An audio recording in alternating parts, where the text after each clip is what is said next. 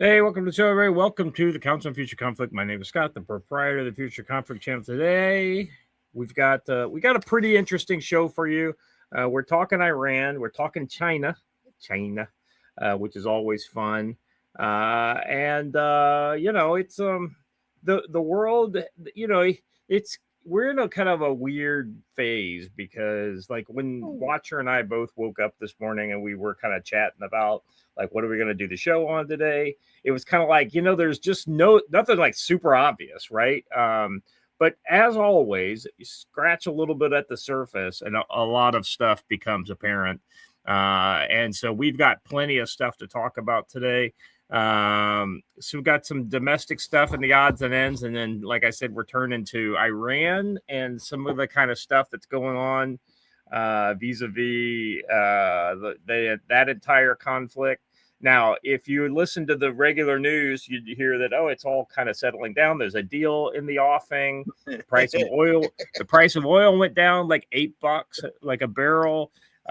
This all sounds great. Getting excited about that particular deal is just fucking hilarious. Well, it's just one of those kind of things that if you're a fan of this show, it's like this one more than too most, good though. to be true.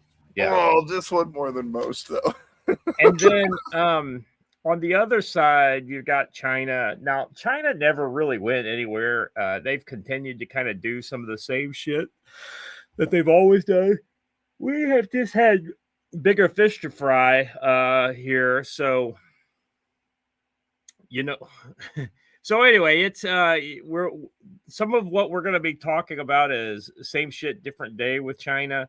Other stuff is interesting. Squishy Hunter comes in for $10 over on Rumble. He says, "Good morning, all. We'll miss most of the show today with a good reason. Huge shootout to Fem Squish. Huge shout." I'm sorry, shootout. I was like, to his lady who graduates this afternoon with her doctorate. Congratulations. You've well earned it. Yeah, absolutely. That's awesome.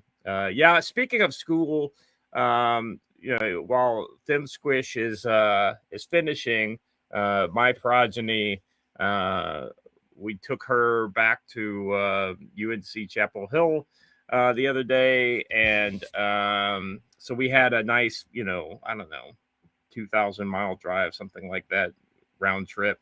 We got to see some of the Smokies and Tennessee, North Carolina. I got to go to my first Buc-ee's, if you can believe that. That was quite an experience. You made the pilgrimage. That's right.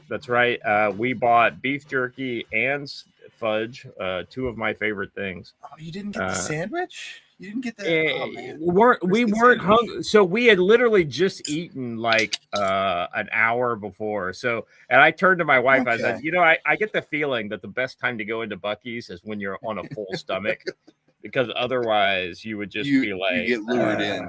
Yeah. So it was good. We had the fudge.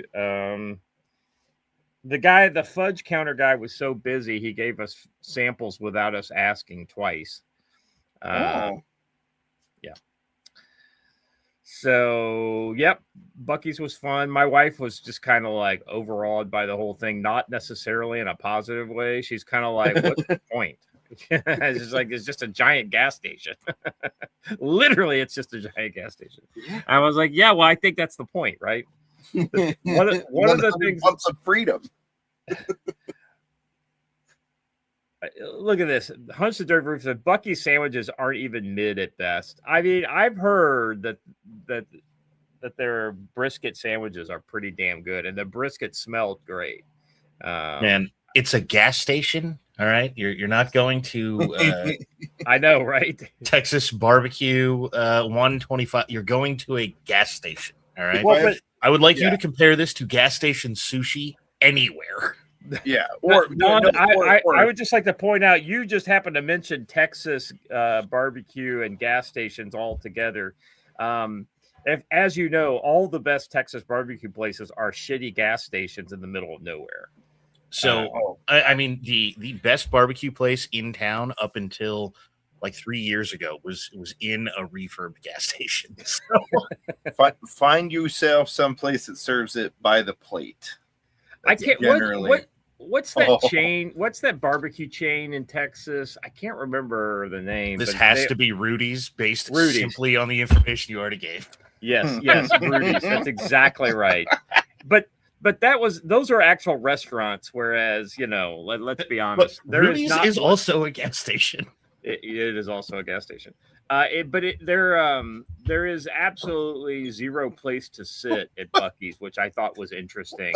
I'm surprised they don't have a little little food court type thing. They don't want you to stay. They want you to come in. Well, like I said, it's like a giant gas station. Yeah, it's like a giant gas station. My daughter said, you could probably decorate your entire house from here. And I said, let's just edit that sentence, Emily. I said, you could decorate your entire double wide trailer from here. But yes, don't be talking shit about my redneck brethren. And we're going to get into a lot of topics on the show today. We're even going to dip our toe into the latest boomerism and talk about the price of food. And when we do, I'm going to have a very good idea for many of you that you won't take, but I'm going to. I think I deleted that one, actually. Oh, shoot. Well, we could always add it back in. We'll tag it. Forethought and end. It works in there. So, you know where that link is, right? Yeah, or I can find a new one. Well, it's on Zero Hedge. Yep. All right. Okay. Let's see. And I've sent the link out to Sean, so I'd love to get his. One of the things we're going to be talking about in the odds and ends today will be the NFA ruling. I'd love to get his take on it because I know he had some bangers. But before we go any further, Don, how are you doing today? I'm doing pretty good. Nothing has gone wildly wrong in my life lately, which I should find some wood and knock on immediately. And, yeah. I appreciate that. Well, big Texas news. Yeah, I don't know if you heard the largest and most valuable building in the world is going to be built, in your state. So, is it going to be a mosque?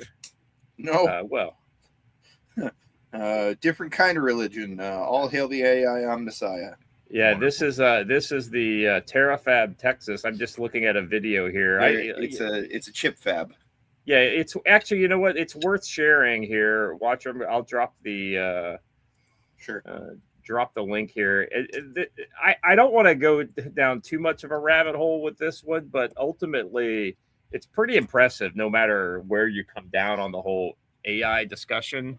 But Elon is basically, and then unlike many of his predictions that you're just kind of like, okay, whatever, Elon, I get the feeling that they're getting ready to break ground like immediately. And if you've seen how fast they build at the SpaceX facility down there near Brownsville, that they don't play when it comes to building things very quickly.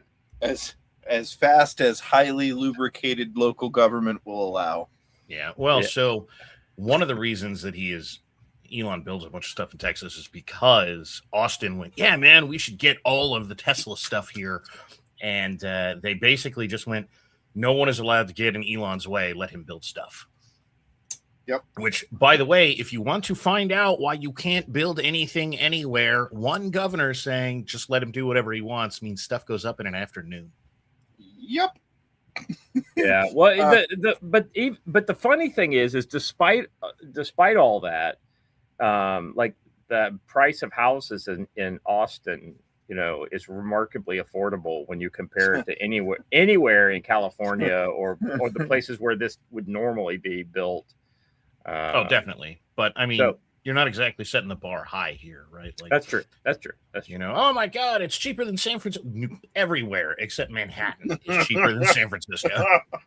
Well, but the irony is that California is expensive not because of demand. It's because the regulations are just out of control. They have this thing called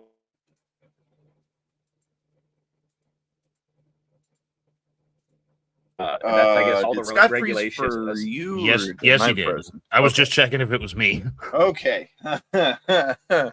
Whew. All right. Oh, are you back? am I back? You are back. Weird. I missed all of that. California has, and then gone. No. So Yeah. California has this thing where they've got this door costs, right? So all the regulations associated with building a brand new house, so they call it the door cost. It's just out of control, and it's like $30,000 before you even build the house, right? Whereas in Texas, it's like $2,000. So the regulations are just way more in line with what is expected. So what that means is when housing prices go up in Austin, it is literally actual demand versus some sort of externality caused by government regulation. So there's at this point, getting to be really old documentary about this, where this guy was trying to build an apartment complex in San Francisco in a laundromat that hasn't been in service since the 70s. Now, when the documentary got made, it was like 2003. Yeah. But there is hours and hours, and they link all the original meetings and stuff in the description, as I recall. There are like months worth of meetings and hours of them, where this guy goes down there to the city council and is like, hey man, you guys want housing in the middle of San Francisco, and I'm trying to build this. What is the problem? Right? Like literally, I'm willing to pay the fees. I'm already like $25 million into this. Why can't I just put an apartment complex here? And then some retard with purple hair gets up and is like, it will negatively affect the indigenous people of San Francisco to not have a non-functional laundromat. And then the city council's like, well, can't start building yet. And that is basically why San Francisco is expensive. Like, don't get me wrong, one apartment complex wasn't going to change it. But how many developers do you know that are like, yes, let's be $5 million to not even be able to break ground? Yeah.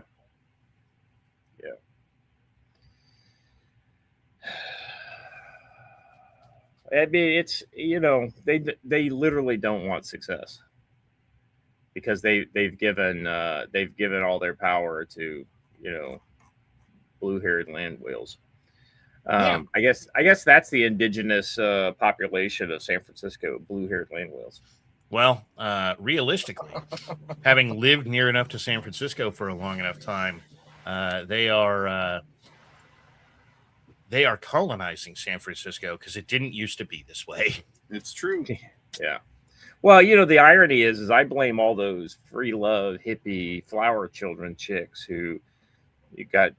It started out as free love, and then turned into a fucking like night after night railing, ending in tons and tons of unwanted pregnancies that we are now dealing with the progeny of. So, yeah, thanks. Basically. Thanks, free love. Good looking out, you disgusting hippies. I know, right? Here we go. Low Key LARP gifted 10 subs to Future Conflict. That was before the show ever even began. Thank you very much, brother. Appreciate you. Your continued patronage of the channel does me, like no small amount of honor. I really appreciate that. Let's see. Watcher, I don't think I said hello to you yet. How's life in the Dusty West doing? Doing real good. Ran some numbers, and I am going to become a pig farmer, not a chicken farmer. And that is wow, the numbers are impressive. And A compared, pig farmer? yes, Well, I mean, you know what? This invites the criticism that me and Joe always said. That's- Really, Watcher, you have changed your mind yet again. no, we're still going to keep the chickens, and we're going to keep the same amount of chickens. We didn't realize the type of money people are willing to pay for the type of pork that we're raising. Yeah, And look, man. once we did some numbers on how much people are willing to pay for the exact kind of pork that I'm raising, that's kind of rare. It's like in the steak territory per pound. So, cured bacon from people who are not the major pork processing centers of the United States is often more expensive than ribeye. It's Wow.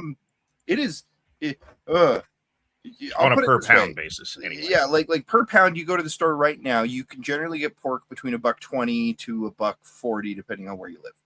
I am being told that like even my cheap cuts, you're looking at like $8 a pound because it's pasture raised heritage pork, which is hard to come by.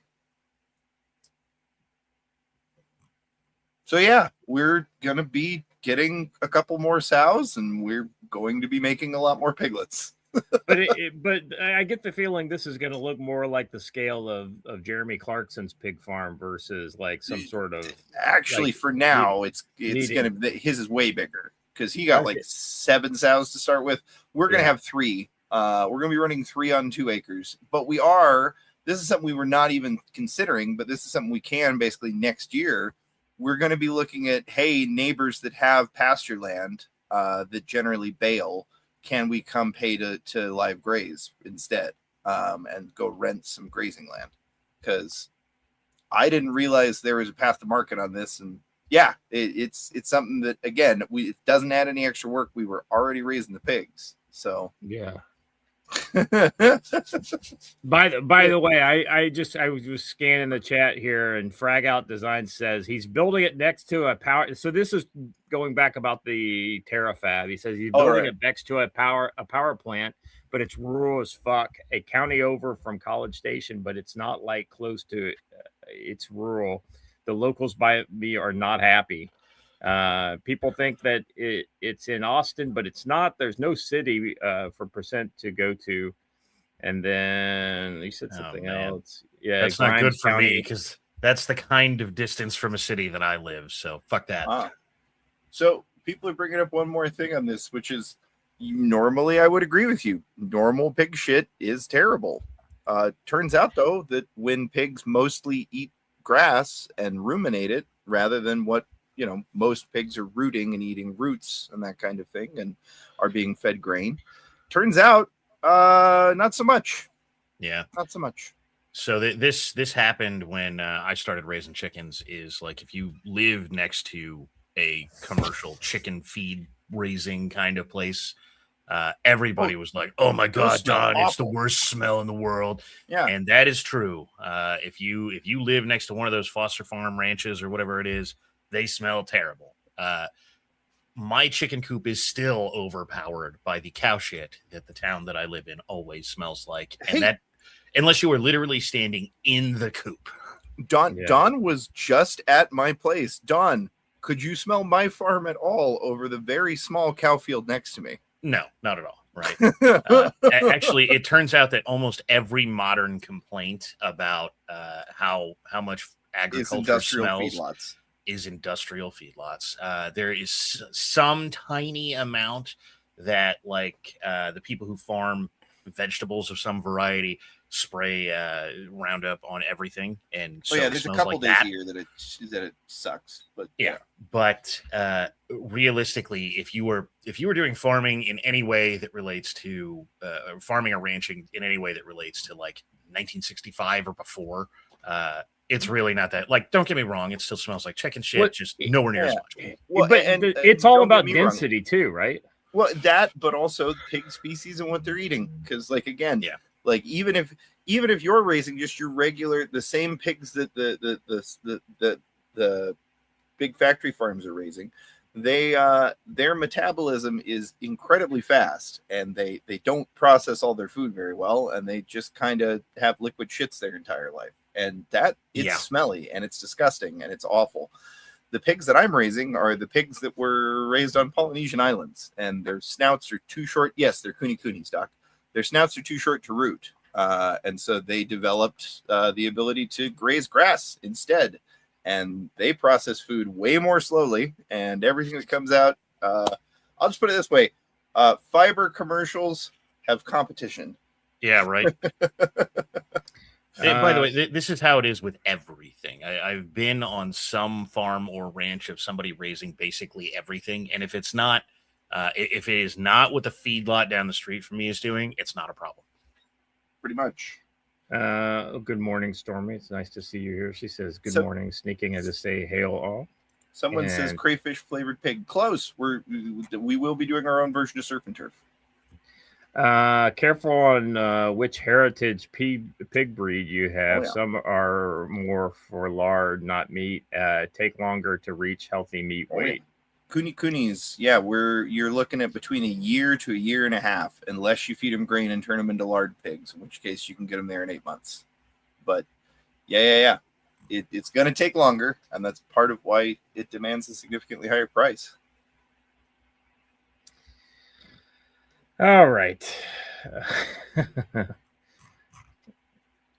I love the I love our chat. Our chat is awesome. I know. Well, I was I was kind of going off of originally. I think it was who was it? Rick Duca Malta. What he said about how fast feral hogs can eat a pedophile in 10 minutes, and then another one says. Another one says, where is it? How does the poop smell when the pigs eat pedophiles? And, no idea. But that's definitely something interesting to know. All right. Shall we move on? Now that we've talked about fun stuff, let's talk about we're fucking cooked, chat. All right. What the hell is this? Let's see. If this is real, we are cooked. Let's see. Footage circulating purporting to be from North African desert shows what looks like an enormous column of sub-Saharan African men moving under escort. Some estimates put the number at over 100,000. Commentators claim Algerian military vehicles and personnel are shepherding them towards the coast. If the scale and direction prove accurate, Europe faces another deliberate pressure wave on top of the chaos already unfolding in Quetta. So, I mean, I can't say that I'm surprised. That being said, you know, Europe is not ready for this.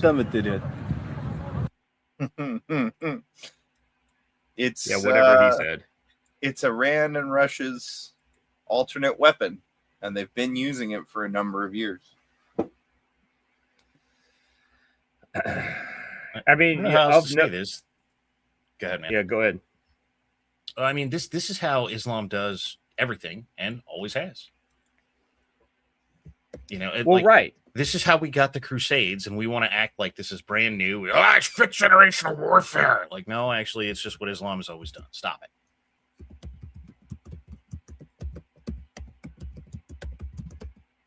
Well, yeah, Don, kind of talk a little more about that, because just kind of lay out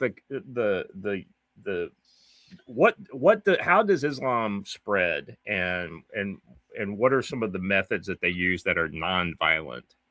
So pretty continuously, the only ways that Islam has ever spread is literally conquering their neighbor, or through kind of it starts slow and then it's all at once. They just show up en masse and are like, hey, actually, what you meant is for us to live here and us to take over your entire country. And oh, by the way, thanks for letting us in, because now it's time for us to own everything. And one day you wake up and you have Sharia law.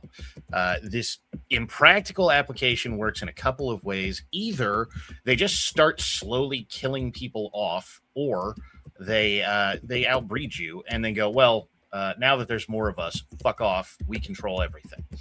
And you don't have to like that, but it is their method, and it has been for the past God knows how long, probably 1400 years, let's be honest. Well, and this also kind of goes to I saw a model that basically said you got type 1, type 2, and type 3 Muslim populations in countries. Type 1 is when there's such a small percentage that you have to kind of blend in. Yeah. But you establish mosques, but you are the good neighbor, right? You're like, what are you talking about? I dress the exact same way you dress. My kids go to the same schools. We're not wearing hijabs. We're not, we're assimilating, right? And then it's like a generation later when, when they have kind of laid the groundwork, then you have larger waves come in who are then able to, well, we're just observing our culture. We're not trying to change your culture. We're not doing anything like that. We're just having, the heritage of our people, blah, blah, blah.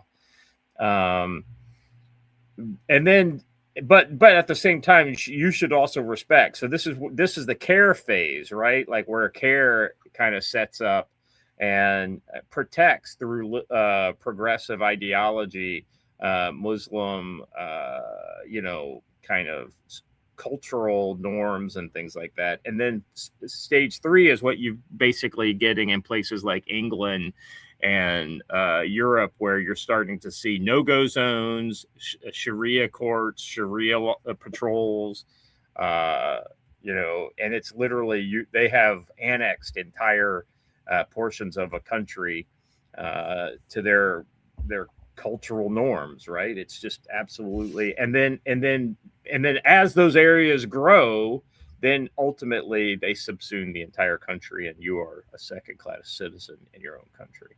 Basically, yes. So the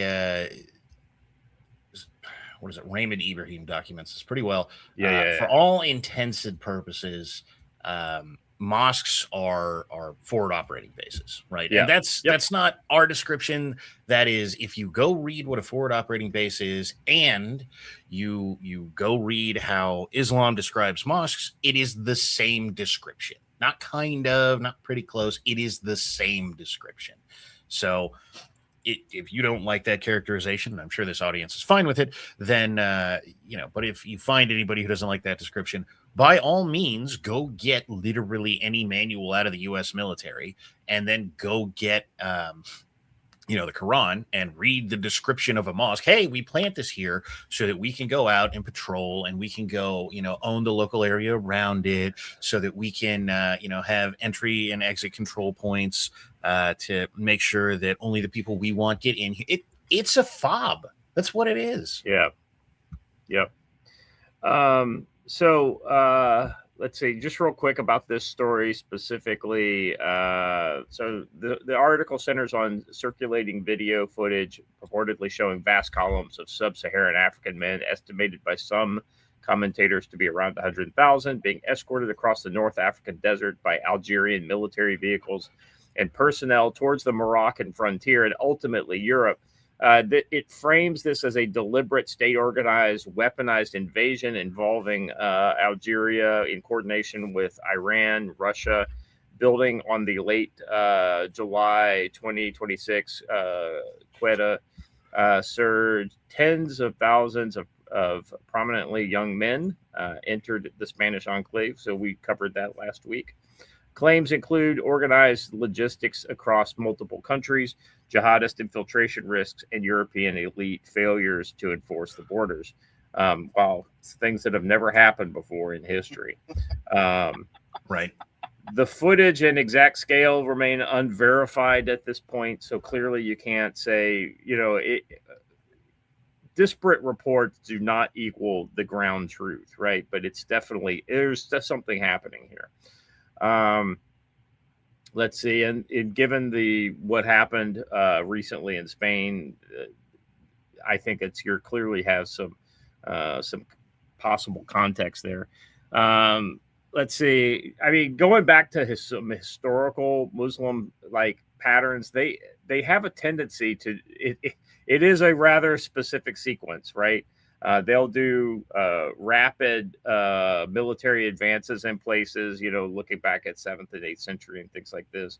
But then basically, you've got this whole, once the world kind of armed itself, the rapid military advances don't work anymore. So they've come up with new ways, right? So what you basically see are mass movements of predominantly military-age males, excess males, if you will, for these Muslim regions, and they are demographically different from the European populations, i.e., different racially. They look different, right? Let's see. Accurate, by the way. And you want to talk about somebody who was dealing with this exact same problem and how he decided to deal with it. There you have it. Yeah. It shares patterns with the historic, Muslim expansions, concentrated male cohorts, rapid local demographic change in destination cities, formation of parallel communities with higher fertility, occasional security, ideological challenges. So from the Zero Hedge story, we can see that there is alleged Algerian escort column. So clearly there is a kind of Algeria is a Muslim country. So there is a military aligned conquest vector, right? There is somebody in the military in Algeria and or the civilian government of Algeria that is absolutely supporting this. Now, are they the masterminds? Fuck no. Algeria is not the mastermind of this. This goes much higher, and Russia is famous for always liking to hurt people that don't do exactly what they wanted to do. So I wouldn't be surprised if Russia's hand isn't all over this. Now, before we move on to the next story, I have a responsible warning I have to make. Remember, gents, that if it lasts for more than 4 hours, you have to call a doctor. Hold on a second.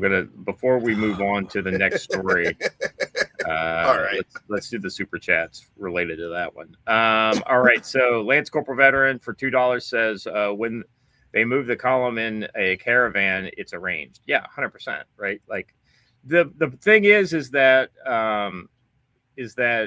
who is arranging it? I don't think it's Algeria is arranging it. Algeria is facilitating it. They have been paid. And they are in line with it because they are Muslims too, but they are not the shot callers. Thumb Ugly says for $2 says Vlad the Impaler did nothing wrong. Facts. Facts. All right. Phil Coggins says, let's see, Scott, I have good information that this isn't Iran, Russia, but really all done by democratic Jews with their space leaders and mind control. Well, I mean, what is Don? What is the outside of Hebrew? What is the second most widespread language in Israel?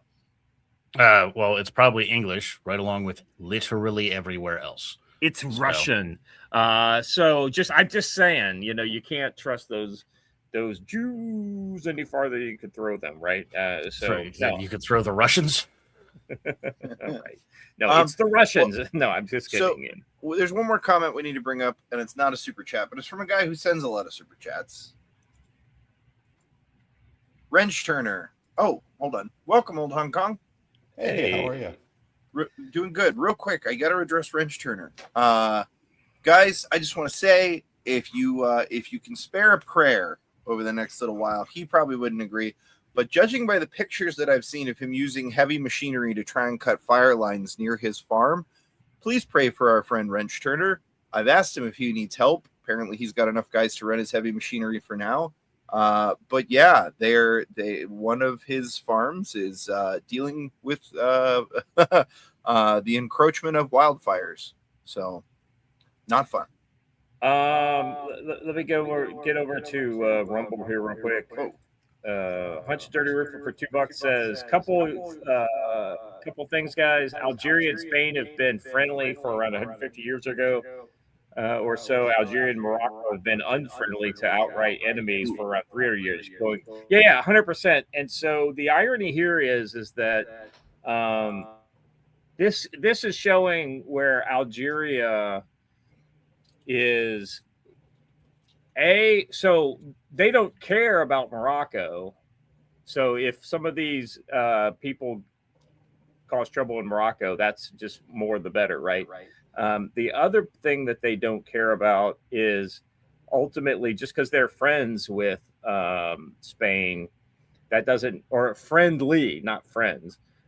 Just because they're friendly with Spain doesn't mean they aren't willing to kind of advance the ball of the Islamic Ummah, especially if somebody is putting a lot of money in their pockets to do it. Jim, real quick, I'm going to unmute you real quick, but we're getting bad echo off you. Oh, hold on. You're unmuted, and I'm not hearing echo, so it might have gone away. Oh, strange. I was fiddling with the mic settings, and it seems like one of them finally took. Yeah. Jim, we're talking, just real quick, we're talking about this migrant caravan or whatever coming through Algeria towards Morocco. Scott, are you not able to hear it? Yeah, I can hear it. Only when you're speaking does it come through. That's really weird. This sounds like so somebody is throwing wrenches in North Africa, but they're also throwing wrenches in Iraq. They're throwing wrenches in Yemen. So you've got a lot of money being tossed about to cause disruption. So somebody's testing the boundaries of behavior in a lot of places right now. Yeah, I wouldn't be surprised if this isn't as much Iran as anything. Well, why not? I mean, if they can put pressure on everybody all the time, they're trying to distract from the fact that they're losing. It's a bad scene for the region, and I think in their heart of hearts, the Arabs understand that the Iranians are the issue, and they understand that this kind of new radicalism that's popped up, this kind of global red-green bullshit that's going on in Europe and here. It's all the same, right? And $1 million will get a lot of people moving in North Africa. So, yeah, it's good bang for the buck, and they see that they can get media, and so they're going for it. Now, there isn't any love lost between Morocco and Algeria. So, if they're planning on crossing the Algerian frontier into Morocco, I think there's going to be some trouble with that. Just real simple. They just won't. Moroccans won't stand for that. It'll be like Poland and Belarus. All right, Jim, I'm good. I'm just going to mute you while I talk, and then I'll unmute you as soon as I'm done. All right, so just real quick, kind of on the Russian aspect of this. So in the Sahel, you've got Wagner and the Africa Corps, and there are other related networks. So they've contributed significantly to instability in these areas. So some of the reports describe facilitation of the migrant movement, trucks towards transit hubs in Niger's, basically at Agadez after Niger's anti-smuggling law was relaxed, and overlap with recruitment of Africans for Ukraine. Algeria's been a long-standing Russian weapons client, so that is that's I think obviously important, and Russian logistics networks have used Algerian airfields. Influence in the Maghreb, Sahel gives Moscow leverage over routes that can pressure Europe's southern flank. So I could absolutely see this as Russian hybrid war tactics as well. And one of the things is, if you get these sub-Saharan guys out of the sub-Saharan regions, they are no longer fodder to be recruited by Boko Haram and the JNIM and other Al Qaeda and ISIS affiliated networks. So I wonder if that's part of it as well. Well, when you look at the Algeria Morocco thing, it far predates what's going on now. But somebody's just using it as a reignition point. And my guess it's the Euro socialists with money from God knows who. There's money flowing into those migrant corridors, and so this is probably just redirected money for the migrant corridors. I don't see it as a global architecture play. It's just an opportunistic. Let's go be a real pain in the ass and try to get Algeria and Morocco scuffing, right? Yeah. Because the Spanish thing is kind of right? It just makes Sanchez look bad, so they backed away from that one. We'll see.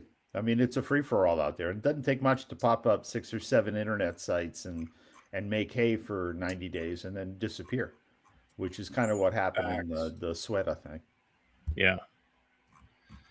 All right. So this is an interesting story, and this is one of those kind of stories that we're going to be reading about in the future, because it won't be about this part. It will be about the downstream effects of this kind of massive movement of people. So I'm not. May you live in interesting times, right? All right. Speaking of interesting times, like I said before, gentlemen, the warning here is again: if this next story causes it to last more than 4 hours, contact a doctor. That's right. A federal judge ruled on Wednesday that the registration and approval requirements for suppressors, short-barreled rifles, short-barreled shotguns in the National Firearms Act are unconstitutional. So basically, if you don't actually, you can't tax somebody $0 and then expect them to actually abide by that. In the case of the Silencer Shop Foundation versus the BATF, U.S. District Court Judge James Wesley Hendricks found that the requirements exceeded Congress's constitutional authority once the NFA taxes on making the transferring of those arms were eliminated. The taxes were reduced to $0 last year. The court found that the NFA, as enacted by 1934, passed constitutional muster as an act of Congress's taxing power because regulatory requirements, including registration applications, ATF approval, fingerprinting, and related criminal penalties, aided the collection of NFA taxes. This is in line with the 37 Supreme Court case Sonzinski versus United States, in which the High Court ruled the NFA is a legal exercise of Congress's taxing authority. In that decision, the court found that the government could gather information on the owners of certain firearms and that their accessories were subject to the NFA tax excise as part of the tax collection process.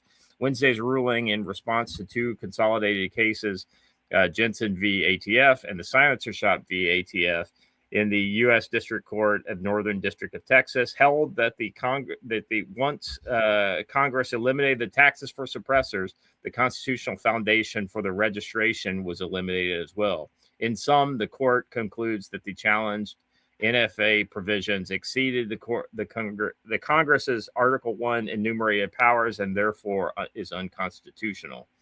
Let's see.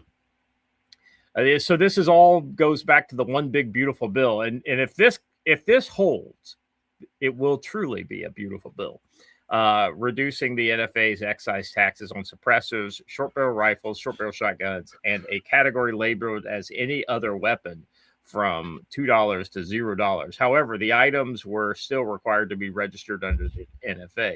Machine guns and destructive devices are still subject to the $200 tax and its requirements. Under Hendricks' rulings, the category any other weapons is still subject to the requirements, even though it's not taxed. The court has issued a permanent injunction against the enforcement of the requirements for suppressors, short barrel rifles, short barrel shotguns, but leaves them in place for any other weapons category.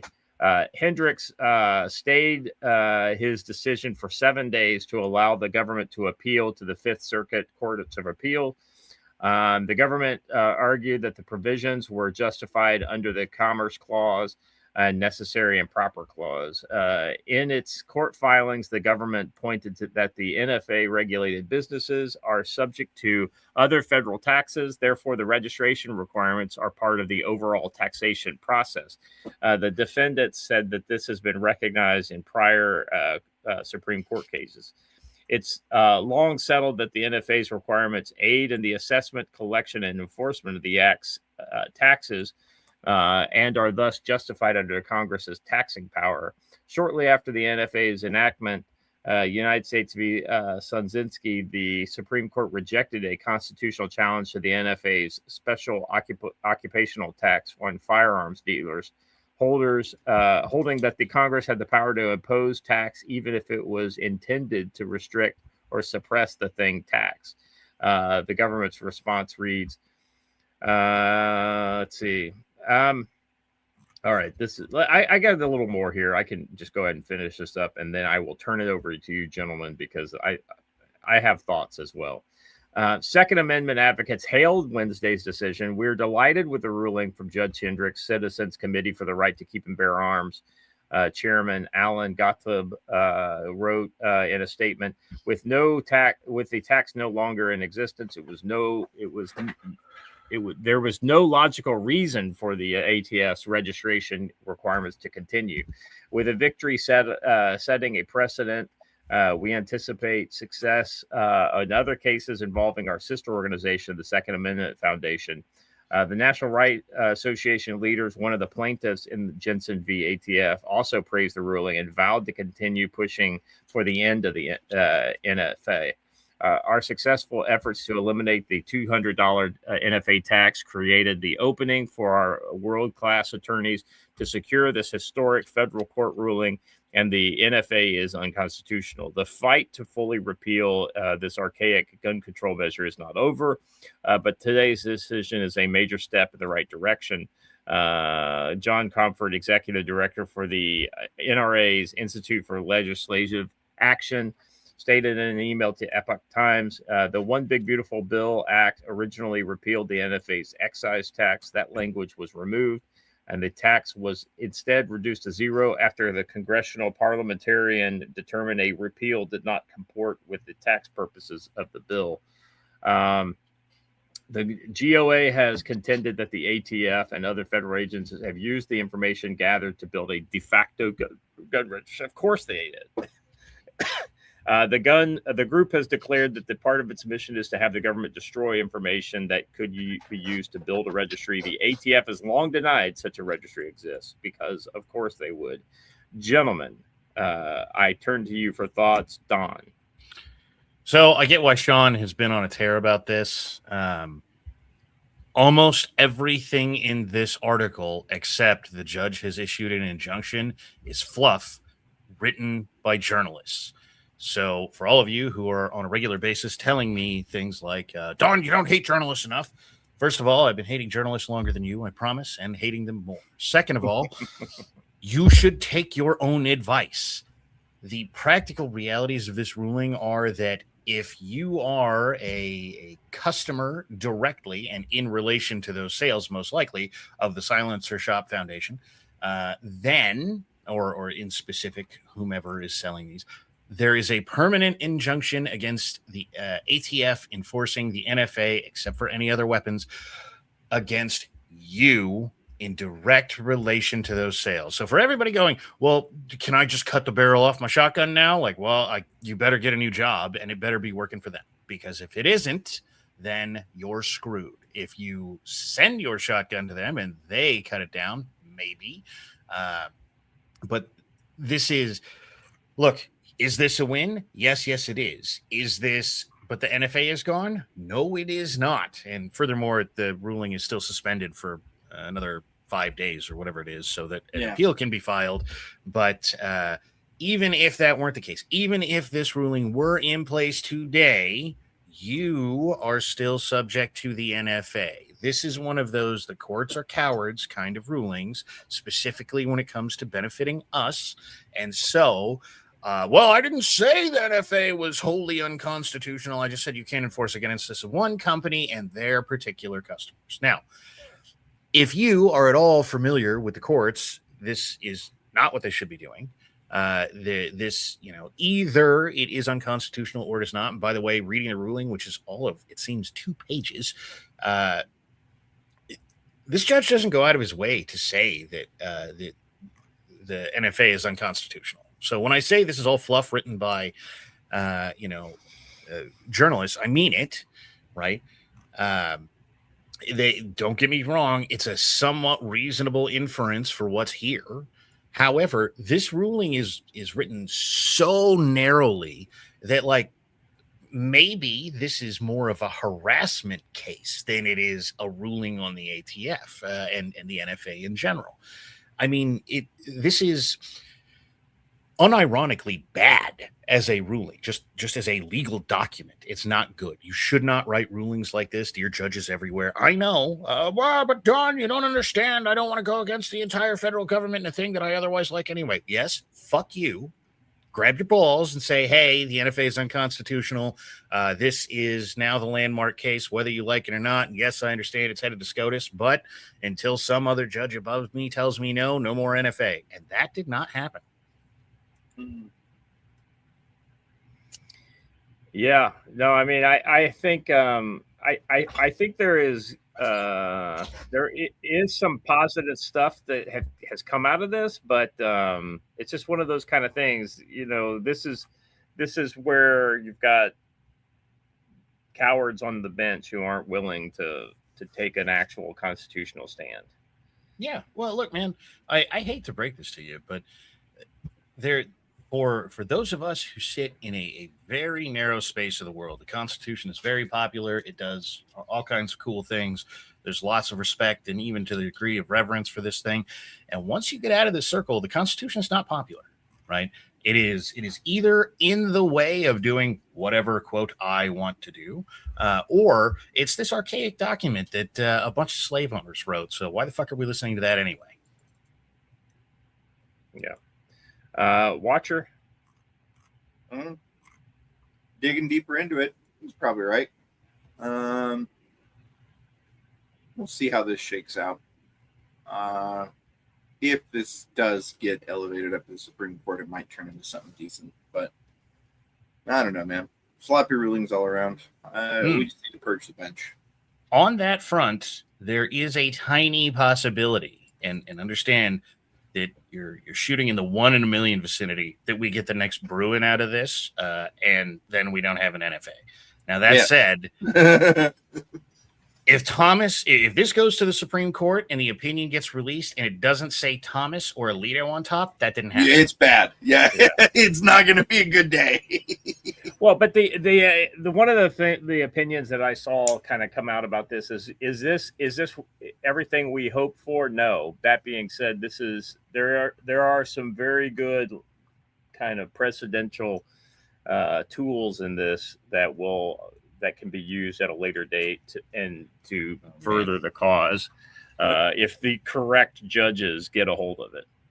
Are you saying it's unironically it's a surprise tool that'll help us later meme? Kind of. Kind of. It kind of is, right? So I know nobody knows how the courts work. I know because they're a bureaucratic hell nightmare, and they're not fun, but ever by any stretch of the imagination. Reading court rulings is boring and it takes a lot of time. Not in this case, conveniently, but as a rule, that's how the courts and court rulings work. If you are not in an appeals court, there is no precedent. Okay. I know everybody heard the word precedent. I know that but now there's precedent to convict to release the guy who said, well, the white guy that I killed called me the N-word, therefore I was justified in stabbing him. Yes, I know he did that after I stabbed him, but that's what happened. That's not precedent setting in a court sense. Yes, it is in a mind of human beings sense, and that is also true here. But if you're going to play interchangeable games with that, if you go to an appeals court and say, oh, but some miscellaneous judge in San Angelo wrote this, they're going to go, that's fucking great. Give us an appeals court decision or shut the fuck up. Mm-hmm. And this is the way it actually worked. Now, you can reference this and say, this judge thought this was good legal doctrine, and so it has been written somewhere, but it does not carry the weight of just nullifying an argument that, say, Bruin would, right? So if you walk into a court and you just go Bruin, yes, magically you have cited the magic words that says a court above you has told you you're fucking wrong, and this does not carry that weight. Yeah. Yeah, I mean, like I said, I think it gives us some interesting ideas. Here's strategically do or don't appeal it. Here's my question, Don. Do you think it applies to GOA members? No, and objectively, no. Right. So again, this is written so narrowly, right? The end of this is where is it? Further, the ATF, the United States Department of Justice, Todd Blanchett in his official capacity, Roxita in his official blah, blah, blah, blah, blah, blah, blah, are permanently enjoined from enforcing the following additional challenged NFA provisions to untax firearms against the Jensen plaintiffs, where applicable, their members and customers, right? So unless GOA says, well, but literally everyone in the GOA is now a plaintiff, right? And there's no indication that's true. Or literally everyone in the GOA, like if you really wanted to be a dick about this, what you would do is convince Jensen to sell like patches or something, right? And everybody buy a patch for $1 and be like, you can't enforce this against me. That's what the court said. Now, whichever one of you has the multi-million-dollar bankroll that is like, okay, I've got all the lawyers in the world ready to go, so that when the ATF comes into court and goes, look, everybody knows they didn't mean guy who bought the patch. They meant guy who bought a suppressor from this exact company. You can go, maybe, but that's not what the ruling says. But you better have the lawyers on standby because they will be coming for you.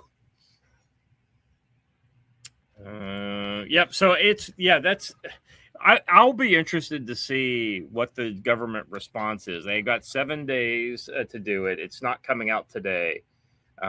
It will come out probably next Tuesday would be my guess. So there's some possibility that they will file an appeal today at 4:45 Central Time. Yeah.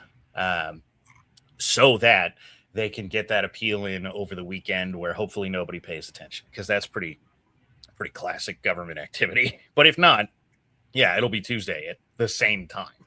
Yeah. All right. Let's Jim, you got thoughts on this? I mean, it's Yeah,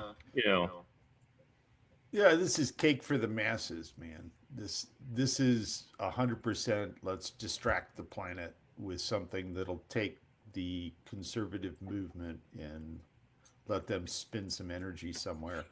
There's so much bigger things going on right now, but it's good to see. I mean, it's such a goofy set of laws. I mean, I'm not really moving quickly. All of my 20 oil filter kits are still oil filter kits. As Don said so clearly, he said, just, the government does what the government does. Don't get out ahead of it. Don't be hopeful about it. Just sit back and watch the swirl. And if you don't have millions of dollars, definitely don't get involved. He's exactly right about that. Yeah, because it's going to cost a shit ton in order to fight these challenges.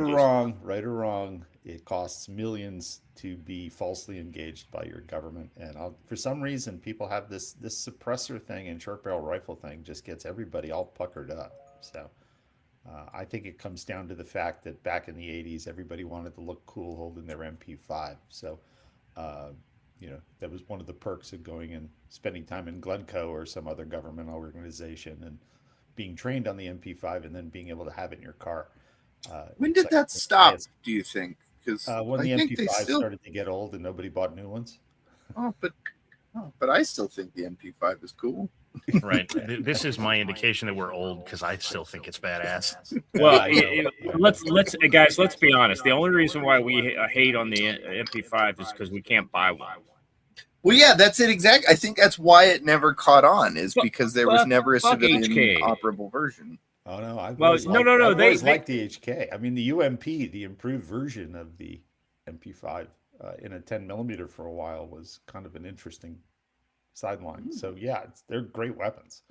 It's just there are other weapons too. So And you know me, I'm not a gun guy. So just the way it works. I have two. That's all I need. All right. I think real quick, Eric, clearly, if you want to, I tell you what, Eric, if you want to go out and start owning suppressors and stuff like that without registering them and whatnot, feel free. I will take exception to the fact that you have called my friend Sean fat. I mean, is he fat? Sure he is. I mean, but then again, I've been walking around in the US for right about a month, and most of you motherfuckers in America are fat. I feel way slimmer in America than I ever did in Korea. Korea. Wow. Yeah, you know what? Talk about a way to give yourself body dysmorphia, right? Go hang out with a bunch of Asians for 20 years. So anyway, yes, I would. If you feel strongly that GOA members can go out and good luck. But So just for clarity's sake, the GOA member thing is not something I caught from Sean. That is just me reading the ruling as it is written. Yeah. So if you want to blame anybody, blame this fat guy. Well, but I will give you an interesting parallel, and I'll give you some silver lining. It could maybe could work out okay for you. So the liquor thing that just happened recently is another example of this. There was a Society of Home Distillers that sued the federal government saying this was illegal. When the initial ruling came out, it only applied to those people plus anybody who hopped on the lawsuit before the ruling was issued. Later, in appeal, it became expanded, and it's looking very shortly like they're going to issue a ruling that says essentially you can home distill up to a certain amount. So that'll be fun. Eric says GOA's legal team disagrees with you, Don. Well, here's the thing, right? I wonder if the GOA has an interest in convincing everybody out there that if you join the GOA, you can buy whatever you want. Right. Yeah. That's what you call conflict of interest. Yeah. Well, the GOA goes out. The GOA goes out and farms these lawsuits. I do not go out and farm these lawsuits. Okay. So when the GOA says that, what they are way more practically saying is, hey, we think this is what this ruling says. So if you go buy one, guess what? We might defend you in court. And if you walk that line absolutely perfectly and you do precisely what the GOA wants, which you better figure out without asking them, then yes, maybe they will defend you in court.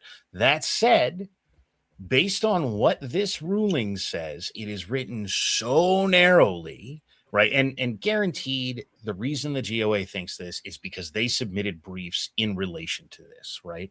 Now, that may or may not be correct. They may or may not, as far as the judiciary is concerned, be plaintiffs in this case, and thus you are totally good. But it's not even this judge you need to convince of that. It's the next one.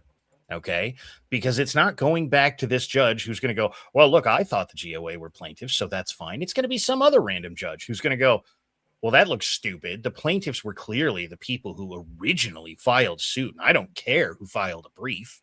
And if you want to take your life in your hands that way with the judicial system, go ahead. But what they're gonna do if they decide that you're wrong is send you to federal pound me in the ass prison and go, well, maybe you shouldn't have been a jackass. Now, whether they're right or wrong is a complete irrelevancy here. Now, Don, hold on a second. Don, I mean, what experience do you have with the feds? I mean, it's not like you know anything about this kind of thing, do you? Having never dealt with a tactical team of 100 fucking guys in my front yard, I am just talking out of my ass. But if I was the guy who had been arrested for standing in front of a police line and getting CS gas for hours, I might have some idea of how the federal government works. Yes. All right. Hey, just real quick, I just want to say one last thing. Sean is a lawyer.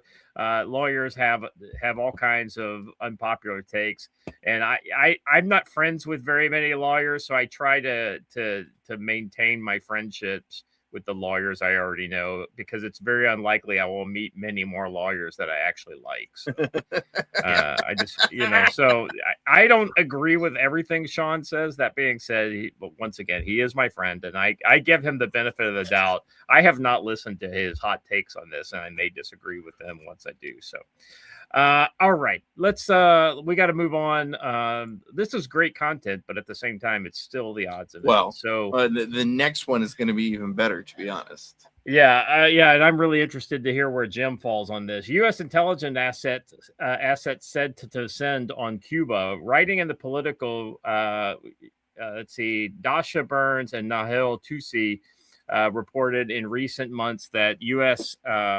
Intelligence community has sent spies and assets to Cuba. Specifically, they reported that the CIA has increased its presence on the island, which sits 90 miles south of Florida. Burns and Tusi based their reporting on interviews with two people familiar with the Trump administration's plan for the island, who were left anonymous due to the sensitive nature of the information they provided. The authors said the CIA, White House, DIA, and other OSD and I or all declined requests on the for comment. The report claimed the Trump administration does not believe it has to resolve the war with Iran before taking military action in Cuba, and that the Cuban issue is a huge priority of the Secretary of State and the acting National Security Advisor, Marco Rubio. Gentlemen, thoughts? Despite the fact that this is based on anonymous sources, I am inclined to believe this reporting. I have been saying for a long time that I felt like this would actually happen sooner than Iran because of Iran, because this is now a potential front in the Iran war. And as people said at the time, oh, you're crazy. Again, it's the gap between the U.S. and Cuba is only very, I think twice as large, maybe 3 times as large as the gap between Oman and Iran. And a significantly similar amount of trade traffic is now moving through that corridor, with the only other option being going down the other side of Cuba. And look, are we worried about the Cubans having enough stuff to do this? No. What we're worried about is the Cubans are aligned with both the Iranians and the Russians and the Chinese. And do all of those 3 have enough ass to be able to hit us there? Yes, absolutely. And if they sent the Cubans the supplies, the Cubans could start doing it tomorrow. Which we've already got indications. We just intercepted, if I'm not mistaken, we just a couple months ago intercepted a one of these Dark Fleet freighters that was loaded to the gills with assault drones that were being sent to Venezuela. Right? I mean, I don't. Jim, I want to get Jim's take on this. Jim, where are you at with this Cuba deal? I'm pleased to see it. I hope it's done well. And, it's funny when it turns out the CIA actually has a plan. I mean, it doesn't appear they've done well the last 3 or 4 years. Yeah. But I'm going to guess that they're dusting something off from 1962 and they'll go with it. Again, this is bread for the masses. We have a big population of conservative Cubans who control the political whims of a state called Florida. And, they're entrenched. They're powerful. They're good Americans. And somebody's throwing them a bone. Everybody wants to free Cuba. So let's see if they've got enough meat behind this to actually make it happen. And let's see if we can get the really entrenched communists in Cuba, who are the government guys. We know who they are. Get the Chinese out. That's important. Get the Venezuelans out. And get any other groups out that shouldn't be there. So it's going to be a lot of work. But, the Cubans want this. Getting the diaspora to go home, different argument. Same as Iran, right? But this is the color revolution team that's trying to prove it still has value. Well, the irony is if you could orchestrate a non-military fall of the Cuban government, and then some sort of relatively peaceful transition to a caretaker government that then goes to something more permanent. I don't know that that you wouldn't just start to have a lot of really engaged back and forth between Cuba and South Florida. You know what I mean? Like they may not go home, but they will probably send a ton of their money to Cuba in order to uh, jumpstart the economy. And I would imagine there will be a ton of loans and things like that from the U.S. coming as well. Well, just go open the resorts and reopen all the gambling facilities, and that'll make Detroit, L.A., and New York and Vegas happy, right? Just gives them another place to go suck money on. So there are a lot of positives to Cuba. Also, I like Cubans. I like the place. I like the Yeah. people. They need this badly, and we need it badly too. It's ridiculous to have them inside the wire the way they are. Well, somebody once I heard them call Cuba the better Puerto Rico, Yeah, or Puerto the Rico. or the Puerto Rico with a point, I know something Puerto like that. Rico is a mess, right? But Puerto Rico is a really good example of what happens when you let Democrats run things forever. Yeah, Nothing yeah, gets it's done. exactly right. So the future of DSA cities is Puerto Rico, right? There's no water, there's no power. It sucks unless you're in a community you can provide your own power, and you've got a 12-foot fence with cyclones of wire on it. Uh, you don't want to be there, right? So San Juan is now got a water problem, and they're doing boil the water that you can get, right? So Good there's Lord. no excuse for that in an American city, except the deep corruption that occurs in the liberal side of that city island. Well, and somehow it'll be Donald Trump's fault. So, Oh, yeah, of course, of course. All political problems in blue cities become Donald Trump. That's the only way that they can get cover because they're all so deeply corrupt. Well, I mean, this is longstanding tradition, right? If you are president and there's an R next to your name, every problem of every detail and size is your fault.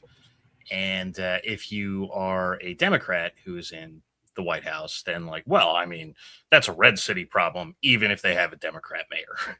Oh, it magically, it takes 10 years before you'll see the outcome of any Democrat policy effect.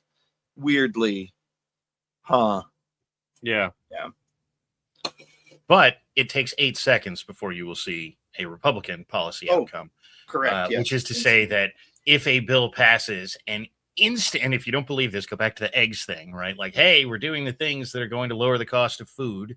Now you can discuss the efficacy of that all you want, but eggs are in fact down from, and I'm very intimately aware of that because I sell them, but they are in fact down from the height of Biden era, purging all the birds nonsense. But quite literally, Trump wrote an executive order or whatever it was in relation to that. And the next day there were articles out that were like, well, but egg prices didn't come down, January 21st, he said on the campaign trail, like, we're going to bring the price of eggs down. And they were like, well, Trump's been in office for 36 minutes and the price of eggs aren't down yet. Yeah. Well, hey Don, let's go back to the Cuba thing though. I mean, what's your kind of hot take on the future of Cuba? We are going to create something akin to the Cuban Missile Crisis, one way or the other. It's not going to be, nukes in Cuba or something like that, but there is going to be, if we go over there and say, hey, we don't want you guys doing ridiculous things, then the enemy will show up just because we're there. Yeah. And that's how they are. That is not an indictment of us doing this. That is just the practical realities of being in conflict with somebody in the Middle East, right? One of the early GWAT complaints was that we kept killing guys with Syrian passports because, global jihad. It's how they work. It's what they're going to do. And that's not going to change. That said, we should secure Cuba because we should not have a freaking communist island within, what is it, 150 miles or whatever it is of the United Yes. States border. That's a bad Yes. plan. Yes, 100%. All right, guys. I think. I mean, ultimately, this is a lot of hopium until it's something more. I think it's likely to be true. I think I would not think that there will be a military operation because I could see some sort of spontaneous collapse of the Cuban government and then Americans show up with aid type thing. You know, we're from the American government. We're here to help. And that would absolutely be and then you very likely would see Marco Rubio also become the interim premier of Cuba, as well as all the other jobs he's been doing lately. I just want that for the memes. I just want it for the memes. I totally agree. It would literally make that meme like, and by the way, I saw something over the weekend. Rubio has commented on that meme. So I thought that was funny. Nice. I guess people on his staff made a big like poster of like all those memes like in one image or whatever, and it was just like, you know. Anyway, so I could see it happening. I think it would be one of those kind of like, you know, it could be very color revolution esque. You know, tell me if you think the CIA has a color revolution playbook in there that they could draw upon for this, because I think they got it. You know, so it'll be interesting to see what happens there. Yeah, you know, I just hope for a better life for the Cuban people, in all honesty. All right, real quick, brush beater ad. Hey, go to brushbeater.store. Check out, they've got great stuff, fiber optics, they've got radios, they got everything you need. If you use CFC 10, you get 5% off. Go figure, 10 for 5% off on anything you buy. Anything $150 or more is free shipping. So he's a friend of the show. He's been a big supporter of ours for a long time. Appreciate everything he's doing, and more luck and goodwill to him. All right, moving on to the first segment today, the Iran segment. So, Jim, let me ask you, have you heard about this Oman deal? Yeah, you know, so, you know, I've been talking about Oman for too damn long. I like the Omanis, full disclosure. Yeah. The difficulty is the Omanis have 1,000 years of relationships with the tribes across that channel, and there is artisanal trade that occurs between Oman and the Persians and Oman and all the other folks. So yeah, it's understandable. Are they going to get 7% kind of payouts? No. Is anybody going to allow that? No. Is the US on board? No. Is the US out of the discussions? No. I think our team has just figured out that the Iranians just lie incessantly and will continue to do so. There should be no anticipation that if their mouths are moving, they're saying anything truthful. So Oman and Iran have so much smuggling money, I think is the broadest way to describe it, that has occurred. You know, guys with little boats that move stuff in and out of the various towns on the south side, and then they move things like currency and other controlled materials out. That's been stepped on. And that's an old tribal thing, right? That's keeping the locals happy. And the locals are pissed off. And so you've got a really weird mix of dynamics that occurred when this whole thing came down. It became the IRGC and then the homeboys in all the various cities, right? So think, you know, Keshem, Bandar Abbas et al. Each one of those ports has relationships on the coast of Oman, and they trade. You know, it used to be one of the oldest gold smuggling routes for India, right? So all the gold that would come out of the Middle East to go into India, which technically was illegal at the time, would go via Oman and go via these land routes or go on dhows into India. So they're very heavily disrupted right now. And so You've also got guys in the UAE and the other states in the area whose sole businesses have been being the bridges to Iran since the revolution, right? All the advisors in places like Dubai and Abu Dhabi are ethnically Persian or some other subset of Iranian type, right? And they had to get out in 79. They went over to Dubai and they're the senior advisors, right? They're all smart people. So there's this commingling of families is what we're dealing with here. And so there's a trust issue, so on and so forth going on underneath. And so you're seeing the formation of new alliances. The Pakistanis are in, the Turks are in. Everybody's piling in.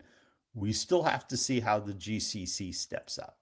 We still haven't seen that. They're all still clearly dithering about small things. They need to start solving the big thing. And the big thing is, how do they fill the power vacuum that Iran is going to leave? There's no question it's going to leave a power vacuum. Yesterday, the Saudis were claiming that Iraqi militias were attacking in the north.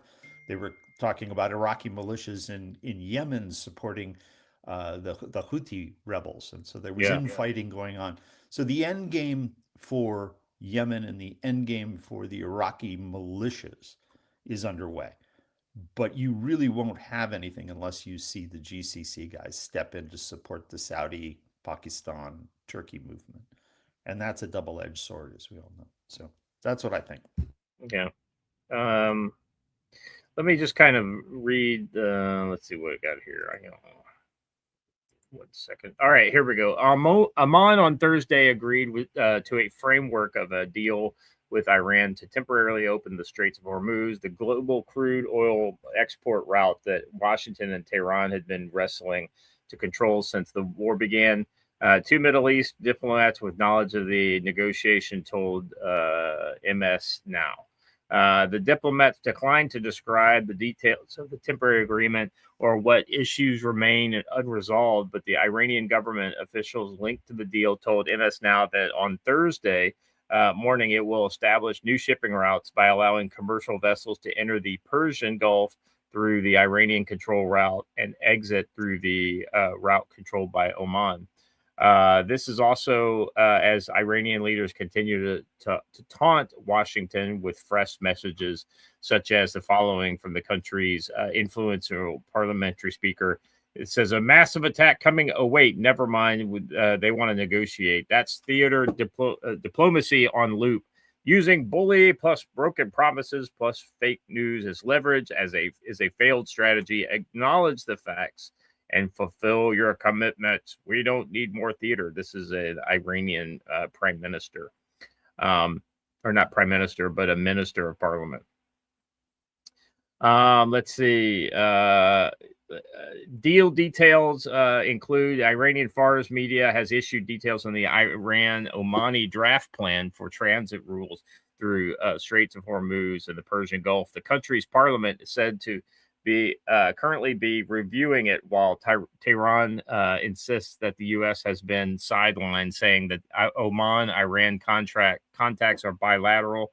As cited in Bloomberg from state media, key proposals include a ban on vessels linked to the U.S., Israel, and other hostile states, block military and civilian cargo tied to Israel, restrict ships linked to actions against the axis of resistance, deny passage to parties owing compensation to Iran, impose fines up to 20% of cargo value for violations.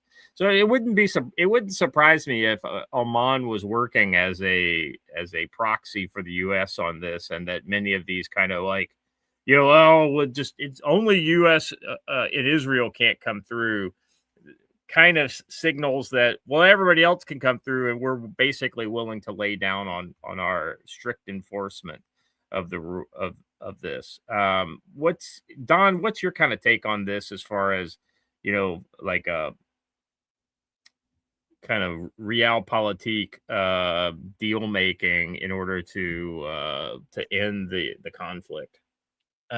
Jim has hit the practical realities of this on the head in their entirety. These people lie. You don't have to like that these people lie, but they do. So They do. Yeah. Until something is eminently secure in a way that's just completely unrealistic to expect, they're lying, and they're going to keep lying. They're going to do whatever it is that they think will get them even the slightest benefit in the short term, and that's that. Again, we have this idea in the West that like you make a deal and you're going to kind of stick to it. This is not who you're dealing with. It's not who you're going to be dealing with. They're not going to change. This is who they've always been, and it's who they will always be. Unless, and very, this is going to sound very neoconish, but unless somebody goes over there and puts a boot on someone's throat, you don't have a secure deal, because that's what they respect. And that's how it, I mean, every time this entire section of the world comes up, it is this discussion of like, well, but like, why can't we do whatever? And the answer is, we have tried this since the founding of the country. There's a reason that the Marine Corps hymn starts with "From the Halls of Montezuma," and it's not because we sent a Lance Corporal over there and we're like, "Hey, Lance Corporal, why don't you sit down and have a beer with these guys and see if we can't come to a peace deal?" It's because when you want them to stop doing something, you kill lots of them. Yeah. That's a great point. Hey, one of the things that hasn't gotten a lot of publicity is the fact that the Israelis have cleaned house on the group that was supposed to be supplying the strategy for post-strike. So clearly it didn't work.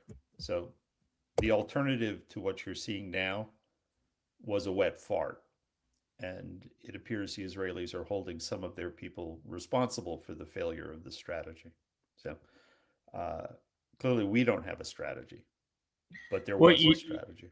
Jim, one thing I have noticed is that oil is still under $80, even with the spike and a pullback on the news of the Oman deal. Oil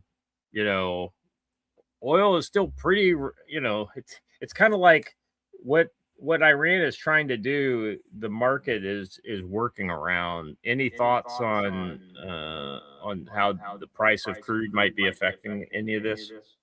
Well, it has. Clearly, it's what's held Trump back from actually doing what Don was talking about, which is take out some of the strategic assets to really hurt these people long term. They haven't been hurt long term yet, and they know that. And so we've been hitting them with kid gloves. There was a decapitation play that failed. We'll see where it goes. Our unwillingness to hit the ground, which I'm a supporter of. I don't think we should have boots on the ground in Iran. Somebody needs to go put boots on the ground to stabilize the place. And you're beginning to see the formations of what's happening in the Middle East, and hopefully they'll pick up some of the responsibility for this. They never have historically, but they may. The big glaring omission is, what do we do after we stop dropping bombs? The Israelis, I think, had that portfolio, and it clearly didn't happen. Hey, just so you know, despite my my historic reluctance to trust the Arab fighting man, maybe this next story has an answer for that. Saudi Arabia, Turkey, and Pakistan signed a joint defense agreement on August 7th in Mecca. The deal, formerly called the Mecca Joint Defense Agreement, or similar variants such as the Mecca Joint Deterrence Agreement, includes a collective defense clause modeled after NATO's Article 5. An armed attack on any of the three would be treated as an attack on all. Key details include Saudi's Crown Prince Mohammed bin Salman, Turkish President Erdogan, Pakistan Prime Minister Sharif, Pakistan's Army Chief, Field Marshal Munir, was also present. Core vision: strengthen collective deterrence against aggression.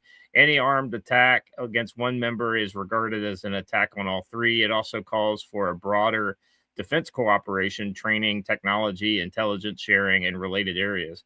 The officials describe it purely as defensive, not directed against any specific country. Nobody that we have in mind at all. Open to other regional states joining later, and not intended to create a formal military bloc, sectarian alliance, or nuclear axis. This does not replace existing bilateral or multilateral arrangements, including Turkey's NATO membership. Yeah, of course, Turkey's not going to give up one to have the other. It builds directly on the September 2025 Strategic Mutual Defense Agreement between Saudi Arabia and Pakistan that already contained a similar attack on one as an attack on all clause. Guys, what do you think? I mean, an Arab NATO or a GCC NATO would be an interesting development. No. Yeah. If it's allowed to do anything, right? So we talked about this 3 weeks ago, a month ago. This is what has to happen, and it has to be their boots that go on the ground to sort their shit out, right? So political engagement with the IRGC and the guys in home is very seldom effective. Without taking the whole group away, anybody you leave will assume that they can take power, because that's the way the mechanism, it's like a hive. IRGC is so compartmentalized. You leave a bunch of colonels around or lieutenant colonels around, what are they going to do? They're going to try to take control because they've all got the VIG we talked about earlier across the channel. So the fact that the early attempts, there was not a viable mechanism to keep these people out of power, shame on us. Very bad move. And a lot of finger pointing going at the Israelis, but at the end of the day, U.S. is responsible for its own problems. It's being described as a Sunni NATO, though officials and some experts push back, stressing it's a looser framework for coordination rather than. So the irony here is I feel like there's three roles, right? One is the money, one is the arsenal, and the other is the ground forces, right? Pakistan has got a proven history of, well, causing trouble. I don't know how good they actually are on the ground. Turkey has a legitimate military and has used it quite a lot in the last 10 years. Saudi Arabia has never proven to me that they can do anything on the ground. I mean, their failures in Yemen continue to compound. Their money gets them a lot further than anything else, and maybe buying mercenaries are exactly the right way to use that money. I mean, I think you're hitting on something here, which is watch what gets deployed. So if anything gets deployed, my guess is it will be these constructs you're talking about. The word mercenary is a little bit broad. It's more like you'll have the Arab Legion, which we talked about, which was formed up to go after the Israelis, right? This will be kind of in that structure. And they say loose because they don't know yet, right? Everybody's probably doing inventory of capabilities right now. And then they're going to argue about money. And then they're going to argue about money again. And then they'll figure it out. I hope they go take the coastal resources in Iran, and I hope they have the ability to run them to benefit the Iranian people. And that's the part that usually comes apart in the Middle East. Greed gets really big there. A lot of pride. Well, for my money, I think that Yemen is the obvious first kind of proving grounds for this alliance, and if it works out there, then potentially they could turn their eyes on Iran. But ultimately, I'll just be honest with you, Jim. I've never seen. I mean, there's a reason why. What is it? The National Guard. That's what they call it. The Saudi National Guard, right? That's their elite formation with all the modern American and European weaponry, right? Yeah. There's a reason we've never seen them in combat, because I don't think they can do shit. Well, they were engaged heavily in Yemen years ago. What, 3 years, 5 years, 5 years? It's been a while. And all of the European and American governments were spending millions of dollars just harassing them and thrashing them for their illegal war and their violence against civilians and so on and so forth. Yemen is nasty. So they kept dipping their toe into Yemen, and they tried to keep the Yemenis from forming what we're dealing with now, right? The Houthis. So we, the West, forced the Arabs to pull their forces out of Yemen and leave the poor Yemenis alone, right? Clearly, that was a really bad idea. So if I was the Saudis, I'd be standing there in front of the Americans going, guys, you messed with us when we did it. Now you're hoping we do it again. Um, Yemen is not a way to make change in Iran, which is why Yemen is what it is. They're putting all of their wood behind this Iraqi militia slash Yemeni Houthi forces thing. It's the last hurrah of the IRGC money that's offshore.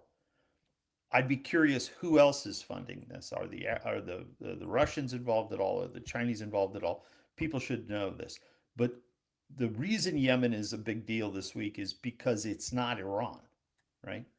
The Iranians want to keep this new Sunni group as far away from Iran as possible as they try to maintain control. I hope that the three countries plus the GCC step in and say, we're coming for you. And they need to signal this by taking some of those islands we've discussed here before. That has to happen. That is the moment of shaming that needs to occur, which is you're no longer viable stewards of these critical assets in the Persian slash Gulf, right? Take the small islands that historically were part of GCC territory under the British, bring them back into the fold, embarrass the IRGC among their own people. And I think that error has been that we're trying to keep some semblance of structure in the IRGC. I think that was a fool's errand. Well said. Anything else, gents, on that? I think our Gulf. Let's see, what do we got? We got. Oh yeah. So just to kind of round that out with what's going on with the Houthis right now. Hutch 30 for $5 over on Rumble says, "Are the Indians involved, Jim?" I ask because inherently India opposes everything Pakistan is involved in. India is really big in Dubai, and I think maybe the reason that the Emiratis haven't popped up yet is they're hoping to fill the middle. But that fragmentation of the Sunni bloc, they need to get it cohesive. The fact that they've only got the three bigs, that sounds good, but ultimately you need everybody. You can't have one person. It would be like when Qatar was the only person supporting Iran. Remember that? Yeah. Qatar was pro-Tehran. Qatar was taking care of Hamas. Qatar was taking care of Hezbollah. That can't be allowed anymore. And I think the Arabs are going to have to police that themselves. And I hope that the king and the crown prince and the guys in Pakistan can weave their way through this. India will not fight this. India will make sure that they document this properly, I think is the way to put it. India will try to use its bureaucratic swamp to politically and diplomatically try to lock these guys up as much as they can. Well, I think India will probably use diplomacy with the other. Hold on a second. Use diplomacy with the other GCC countries to kind of moderate any kind of Pakistani involvement. Exactly. They'll come in and pour honey. The issue is, do they have any power, and how much is the fear? If I was the Emiratis at this point, I would be standing with the other Arab countries. And I saw it early on. I mean, they bombed, but they all prefer to do it at night and not talk about it, which I understand. They need to stand up and talk about it. This is one of those things that the Iranians are playing the world community against this, and they're hoping for exhaustion. The Arabs need to stand up together and say, we're not going to allow exhaustion at the hands of the IRGC and Quds Force. We just won't tolerate it. And if they thought they'd made any progress, the attacks in Yemen and the threat from the Iraqi militias should remind them that they actually have to put this threat down. They can't just allow it to drift along. So again, the failed decapitation strike in the first couple of weeks, sad. But shame on those institutions. Move along, right? And what we're seeing here is the move along. And it doesn't have to be the United States. This concept, the United States is the mover. The United States doesn't have to be the mover, shouldn't be the mover. We have enough capacity for petroleum worldwide. The market efficiencies have been restructured out. It would be very nice to be able to get oil out of Hormuz. Oil is flowing, much like we saw with the Russian war. Oil flows, it goes. People are offering massive discounts. The Iraqis and the Turks are offering massive discounts. Black Sea oil is very cheap right now if you're willing to go grab it and run it. That'll continue. So oil discounting is occurring. And some of the discounts I've seen, $15 to $20, $30 a barrel, right? So the market is reforming. The difficult thing from the American perspective is the oil companies are going to make a shitload of money. And in the election, that's going to be used as a cudgel. So just understand they're making money because they're taking the risk.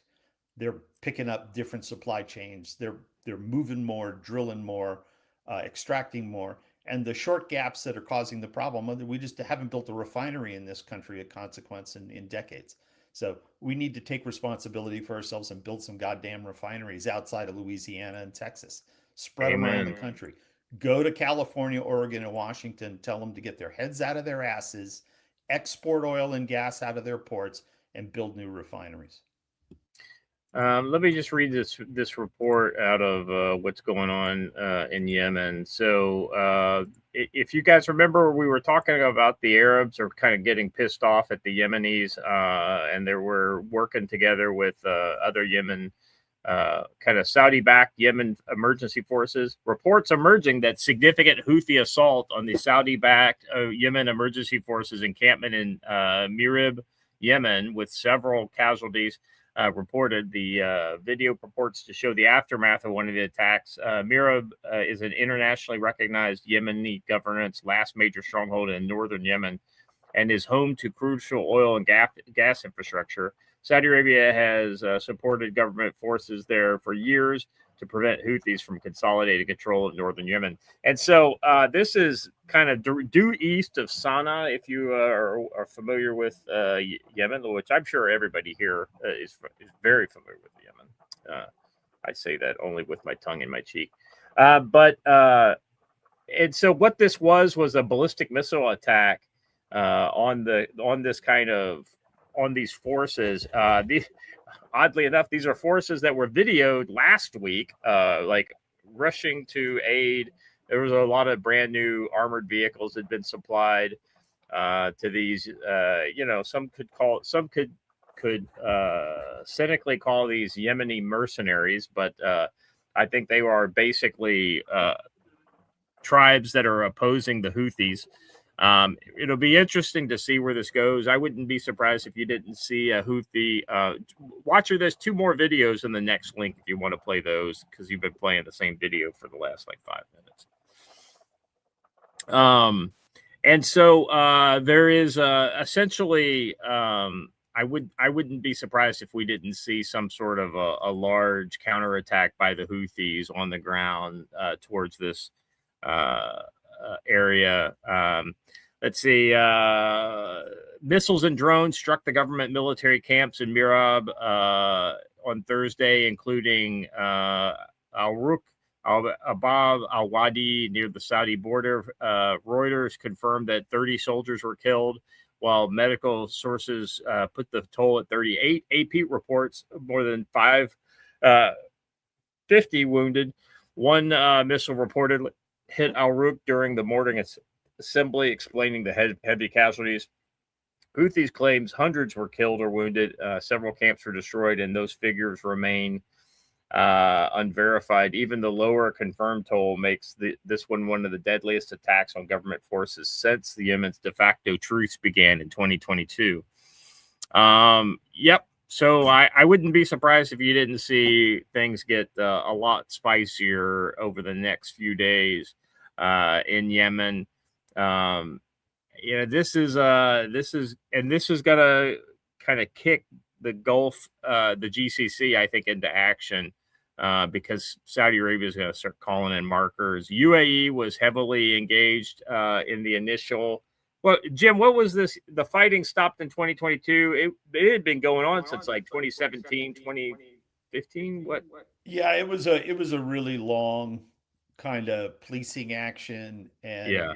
the problem in Yemen is you've got the Houthis who are notoriously difficult. They fought against the Omanis in the past. The British have fought them. Um, Now you've got 3 or 4 factions, right? It became about the money. Yeah, I've also heard that Puntland, which is across the strait, has gotten involved in this, trying to. Everybody's looking to get monetized, right? So they're out Mhm. there saying, "Well, we can cause inconvenience. Can we get paid?" Right? So Puntland and the pirates are getting involved as well. Um, you're going to have factionalization. The war that the Saudis fought, uh, they were pretty good about keeping the Houthis boxed in. They never had they were always looking for global support. They were looking for American and European support, and the American and European NGOs were 100% against the war. It was negative, negative, negative, negative. And so the Yeah. Saudis tried to figure out a way out of that, and finally just threw up their hands and said, okay, if you want to let it fester, we're going to fortify our southern border and be done with it. It's our mistake to have forced the Saudis from taking definitive action in Yemen. My opinion, right? Yeah. We're paying for that now. I think the Saudis will not listen to the "oh, but the poor civilians" routine again, right? Yeah. We're so burned out on that after Gaza. It's like Hamas launching mortars and rockets out of tents, and then they bomb the tent, and it's like, oh, the children. We're immune to that nonsense now. This is Yeah. time to clean out Yemen. And when you start 2 years from now, when you start seeing pictures with claims of "send us money for the children," go ahead and fund the children thing, but don't beat the Saudis for having to defend their kingdom. That's We're at the point where it won't make any sense. But the DSA types and the green red types will pile on this. They'll hate this. All right. Anything else on Iran? I think we gotta move off because we're we're running a little on the long side, gents. All right. So next segment is China. Yeah, China has not gone away. They are still here, and Taiwan is reminding us of that as they launch their annual, largest annual military drills called the Hongquan drills. They last for 10 days. Those live fire exercises on Wednesday, mobilizing more than 20,000 troops, including 5,000 reservists.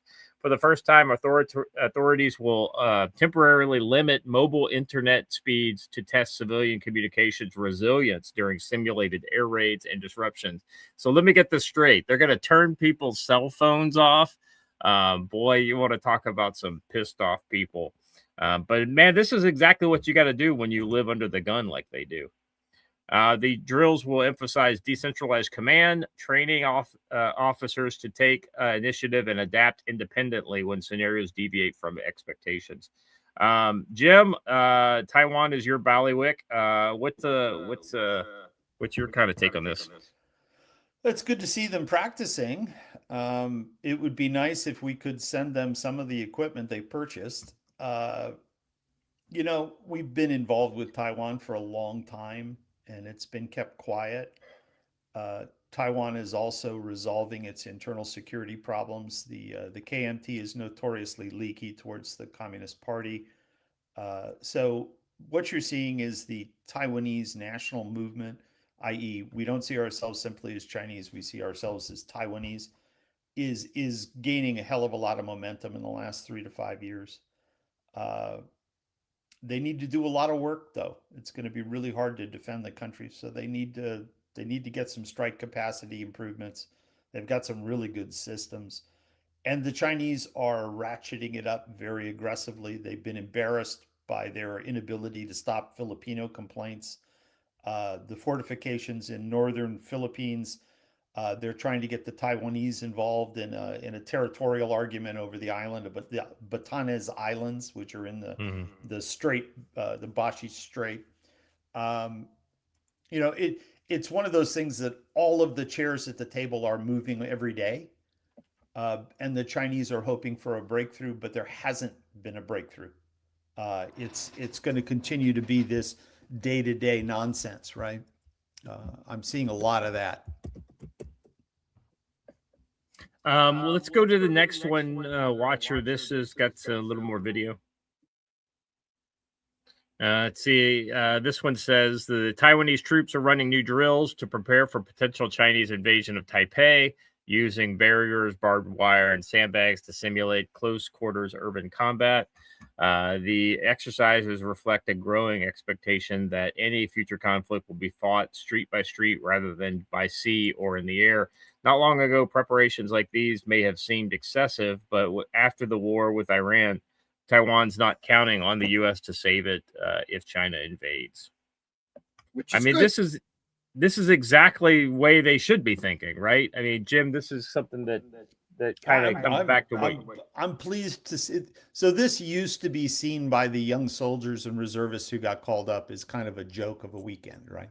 It was one of those things, you go to the beach, you know, shoot holes in paper, then you go have dinner, right? Then you go back and maybe you go on a march, maybe you do some roadblocks. They're very serious about it now, and with good reason. I agree with you. It's good to see the Taiwanese stepping up. They're also seeing in China this Han preference thing where the minorities, you know, oh, we love our minorities. We love all 68 minorities or 62 minorities, whichever document you talked about. That went away this year officially. So this concept of we're going to treat people differently, allow them to be different. They're going now for the monolithic Han exercise in the party now. And so Taiwan, the young people in Taiwan especially, should look at that and understand what they're up against. And they need to be empowered to defend themselves. I'm a supporter of democracies. Taiwan is a democracy, like Israel. They do shit that pisses people off, blah, blah, blah. But it's, hey, it's their country. They're allowed to do that. National interest is a big deal sometimes. Now, has Taiwan tried to be much nicer with us in the last 5 years? Yes. Are they courting us? Yes. Are we courting them? I think so. And I think there's a lot more of a relationship in the background than most people know. My concern is that the DSA influence on the Democrats is going to cause problems for Taiwan after November, because there is a movement in the Democratic Party that very much dislikes Taiwan. And it's for all the reasons above. They like the concept of socialism now. So they're all trying to reconcile the PRC, Communist Party of China stuff. And we now see that the PRC and the Chinese Communist Party were very active at getting involved in our military leadership, using retired military leaders as part of commercial activities. So it was kind of one of those gray zone activities, use the admirals and the generals to kind of influence Washington. And it appears to be successful because they had all these, well, let's just be nicer to the panda and it won't bite us, and we need to do that. That's a bunch of crap. And so those days are over, right? We now know that we cannot trust the Communist Party and its organs. Taiwan is in the same place. The Taiwanese now understand that we're not accelerating conflict. Conflict is accelerating. The United States is not accelerating conflict. China's land grab into the South China Sea and into the Central Pacific is the issue. That is their program. What we're doing is reacting to it, and we're seeing the need to react to it. Taiwan sees it, Japan sees it, Korea sees it, Philippines sees it, and Malaysia, Indonesia, and Singapore had better figure it out. I've sensed a little bit of a tremor in Singapore. They're trying to play the centrist role. I don't think they can in this, but we'll see. Yeah. Let's see. Don, are you back? Very briefly, yes. Hey, Don, what's your kind of thoughts on this? As it's becoming somewhat traditional, I think Jim has pretty well got it here.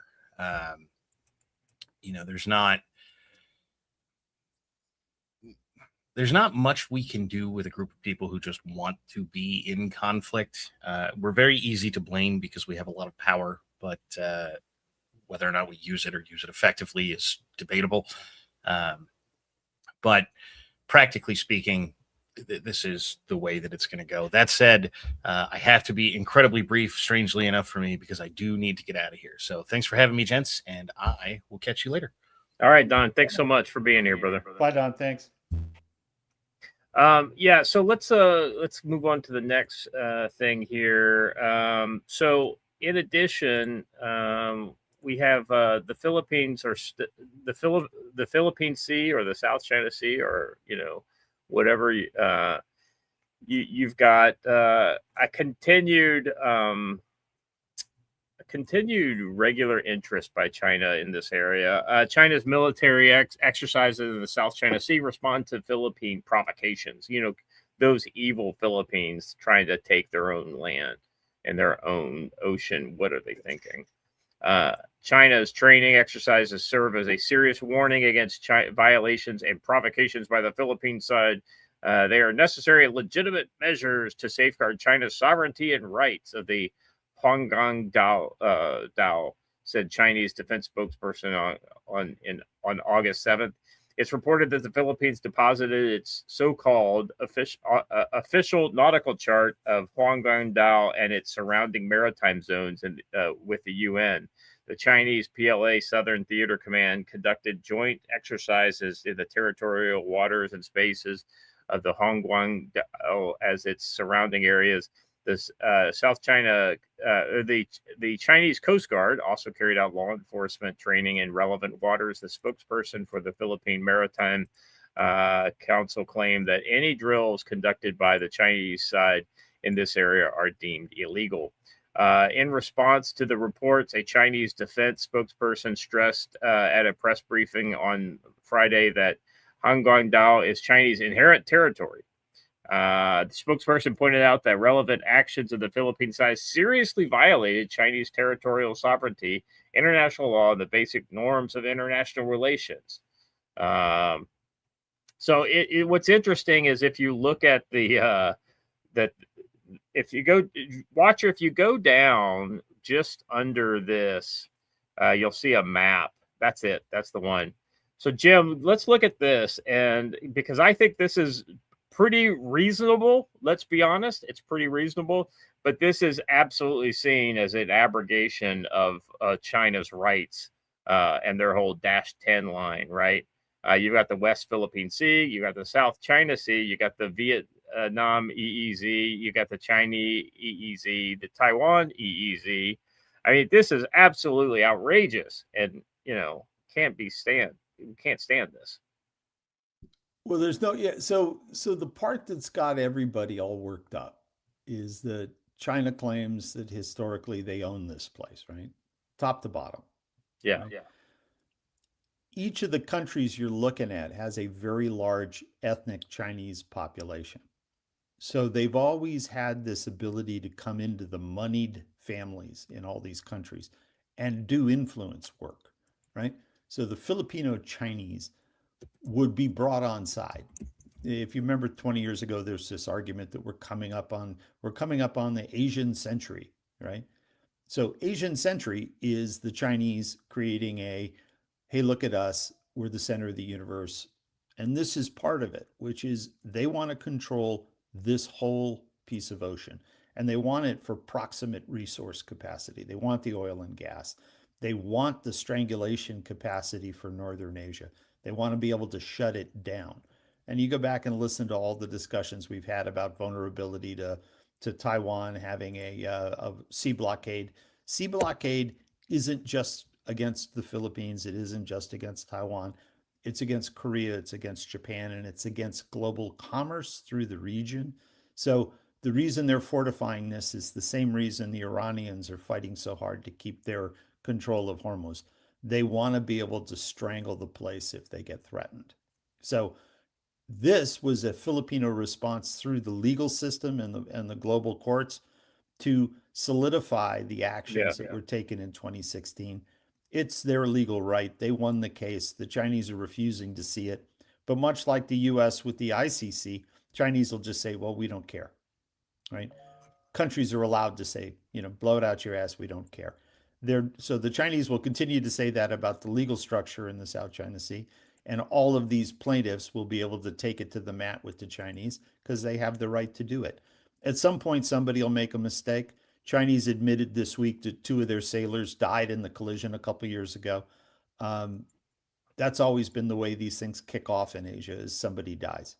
And until that point, we hope that young people don't die. But the Philippines is stepping up. Well, it's funny you should mention that, because that's our next story here. Let's see, 2 Chinese sailors died ramming Manila's boat.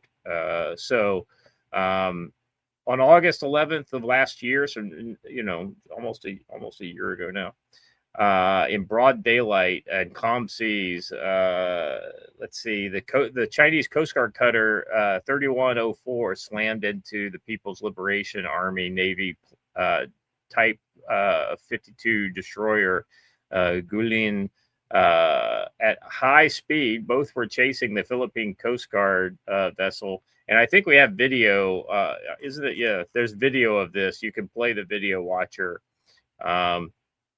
It's the most ridiculous thing I've ever seen. I'm like, I can't fucking believe that they did this. It's like they literally couldn't have been.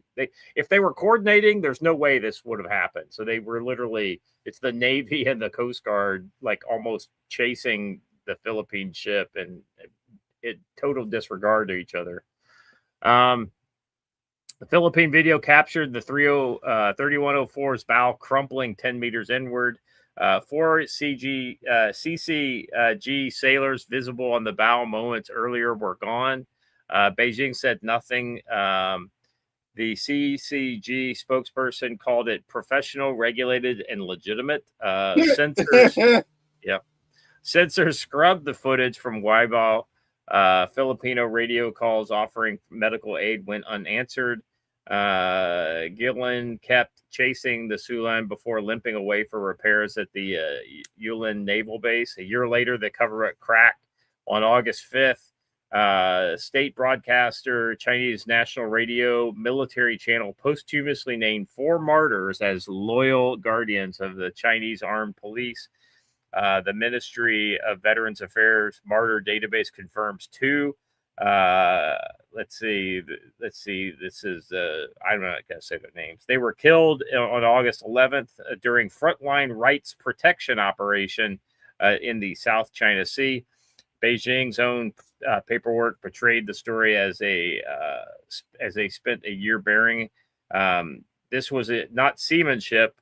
Since 2018, the CCG has reported through the People's Armed Police to the Central Military Commission. 2 ships coordinating at high-speed block against a civilian resupply run is an ordered operation, not a rogue captain. Really interesting that they've actually had to come out with this. Makes me wonder what's going on behind the scenes. Criminology of China is almost impossible to really understand. I mean, Jim, what's your kind of insights into just the background of the fact that they would disclose this? Well, the fact that they waited showed that it was very embarrassing. But now they're going to talk about it because of what the Philippines has done with the map. So what the Chinese are going to say is that we've been subjected to violence here. It's probably a preparation for a little bit more aggressive posture, be my guess. It's the only reason Beijing would do this. I mean, the Guilin cutting across the stern that way, that makes no fucking sense in anybody's book. But what I think happened is the Filipino guy saw that he could tangle him up, and if you saw that, he makes a couple of maneuvers, and I think he sees that destroyer coming at high speed, and he knows it's not gonna turn, and he's got that little corgi-sized Coast Guard boat on his tail. More power to the captain of the Filipino vessel. But the Chinese are not good at this. They're practicing like mad, though. I can guarantee you they're practicing these maneuvers more aggressively than anybody on the planet right now. And I'm just really impressed. I'm really impressed that the high-pressure pump kept working after the collision. That's better than usual, right? But the Philippines, so I like the way the Philippines is handling this. There are a couple of people who post on this, a couple of admirals. They're very funny to talk to and listen to. The Chinese are going to up their game. They don't see any cost to it at this point, and they hope that everybody's distracted elsewhere. So I would say we're going to have a really, really busy fall around the American election. Yeah. Yeah, we've got an interesting a year coming up ahead. Both leading up to the election, but then after the election, I think a lot of stuff's going to start happening after the election. So that it isn't. I don't. You So guys, that you don't scare the hose, I think is the phrase you're looking for. Jim, what do you know about fire this? hose? Yes. Jim, what do you know about this Chinese embassy in Argentina accuses U.S. obstructing cooperation? The Chinese are dumping money into South America to try to maintain control over a bunch of mineral rights. And the Chinese have a satellite communication system in Argentina that is important for their Southern Hemisphere operations. I'm not sure the exact status of it. They built it. They're permitted to have it, but it's a real thorn in the ass of the people who play with space stations and satellites. Yeah, we're obstructing the hell out of them, and we should be. And we're obstructing the hell out of them in every South American country. Marco Rubio's guys are doing a great job. And guess what, China? We're going to obstruct the shit out of you any chance we get. We're going to do it in Africa too. Well, and that's one of the interesting things about Melee is he's well positioned to help us kind of push China out of the Western Hemisphere.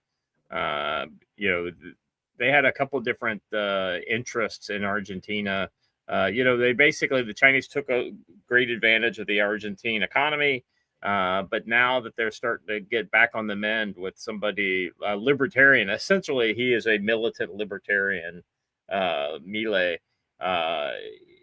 might not be long-term positive for China's operations in that neck of the woods. Well, yeah. So what China's doing is it's pushing wealthy mining groups to go in. So go in as private money. So you'll see Singaporean companies, Hong Kong companies, non-PRC companies that are going in to take control of the critical assets that they need. The real problem in Argentina is there's a domestic socialist movement that's very, very angry with Milei right now. And it's being fomented about property rights, foreign ownership of housing, because a lot of Americans and Europeans have gone to Buenos Aires and other cities and have been buying up very nice properties at a discounted rate. It's a nice place to live. I love the place. But there is a socialist movement. There have been some riots in the last week. So there are activities afoot in Argentina that are being fomented for the purposes of this kind of thing, which is how does a place like China stay in? China can put pressure on a government by funding 1,000 students throwing rocks at police in the major city, right? It doesn't take much. We've seen that here in Minneapolis and Chicago and Portland. If you throw money at some of these groups, they'll go out and do it. So Milei is suffering that right now, but the Chinese are probably at the root of it. I haven't dug into it much because it was kind of almost a silly looking riot. Yeah. But at the end of the day, the Chinese do that kind of thing. Brazil has an issue now. Lula's been trying to play the Chinese against the Americans, and he's on his way out. It looks like Bolsonaro's son will be running against him in the next election. So the Chinese are down there gaming the hell out of Brazil. Again, minerals, infrastructure, positioning, communications. Try to get control of the wireless network infrastructure. They got a playbook. So it's underway in Latin America, and thank goodness we're fighting them on it for the first time. Yeah, I mean, I think you're seeing a kind of a broad attack against China and other powers in the Western Hemisphere. It'll be interesting to see where this lands. I mean, I think we've seen a kind of a red wave through a lot of these governments. We've seen Colombia, Venezuela clearly are playing ball. It'll be interesting to see how that changes. Guys, let's just go around the horn real quick. Jim, anything in your kind of crystal ball we didn't talk about today that you see as a issue going forward? We're going to have to wait for the Arabs to stand up and start defending themselves, and I hope we're supportive of that. The reporting about U.S. stocks of ballistic missiles and other things being overconsumed, I think are a little bit overwrought. If you look at what's been used, I mean, we've been talking about SM2, SM3, SM6, against cheap little drones for 5 years now because of the Yemen crisis. It is unsustainable and absurd. Yet we went on and did it for the last 3 to 5 years. That's the problem. The problem is not the last 6 months. So everybody points to the ATACMS used out of Iraq and Kuwait against targets in Iran. We depleted all of our ATACMS. Nobody wants to talk about the fact that they're an old system. Nobody wants to talk about the fact that they had very little purpose. We got rid of them, and they're being replaced with a new class of weapon. So there's actually logic to the deployment and use of these older systems. Mm-hmm. But we need to build the shit out of this stuff, and we need to do it fast. I'm beginning to see that that's happening. You've got all of the smaller companies and new providers being given contracts, whether it's Anduril or other. They're getting contracts for systems that are strike contracts within the 500-kilometer radius area. It's good to see. So I'm not as worried about that as I was 3 years ago, because 3 years ago there weren't contracts. They're now contracts. Everybody's expanding production. The stopgap Raytheon is going to begin producing in Europe and multiple countries. They're enabling production in Japan. The Japanese have contributed a lot of tech to it, so I remain hopeful on interceptor issues. Yeah. Well, there was that kind of dust up apparently that was reported at Camp David where, Trump was giving Pete Hegseth the business over the lack of missiles, or the fact that the missile production was slower than they wanted. I thought that was both interesting and I think it's one of those kind of things where Trump is the kind of person who generally wants to get the short version, and the short version doesn't really explain why these interceptors are so hard to make, right? So it's it's definitely interesting. I don't think it's Pete Hegseth's fault, because this was a problem before Pete Hegseth ever showed up. This is perennial. This is a perennial problem, and it's a supply chain issue. Raytheon, if Raytheon had supply chains for everything it needed available, the semiconductors, the sensor packages, the tested components, right? The mil spec stuff, the metals, the magnets. If it was in the supply chain, I think Raytheon could accelerate very aggressively and produce more of these things.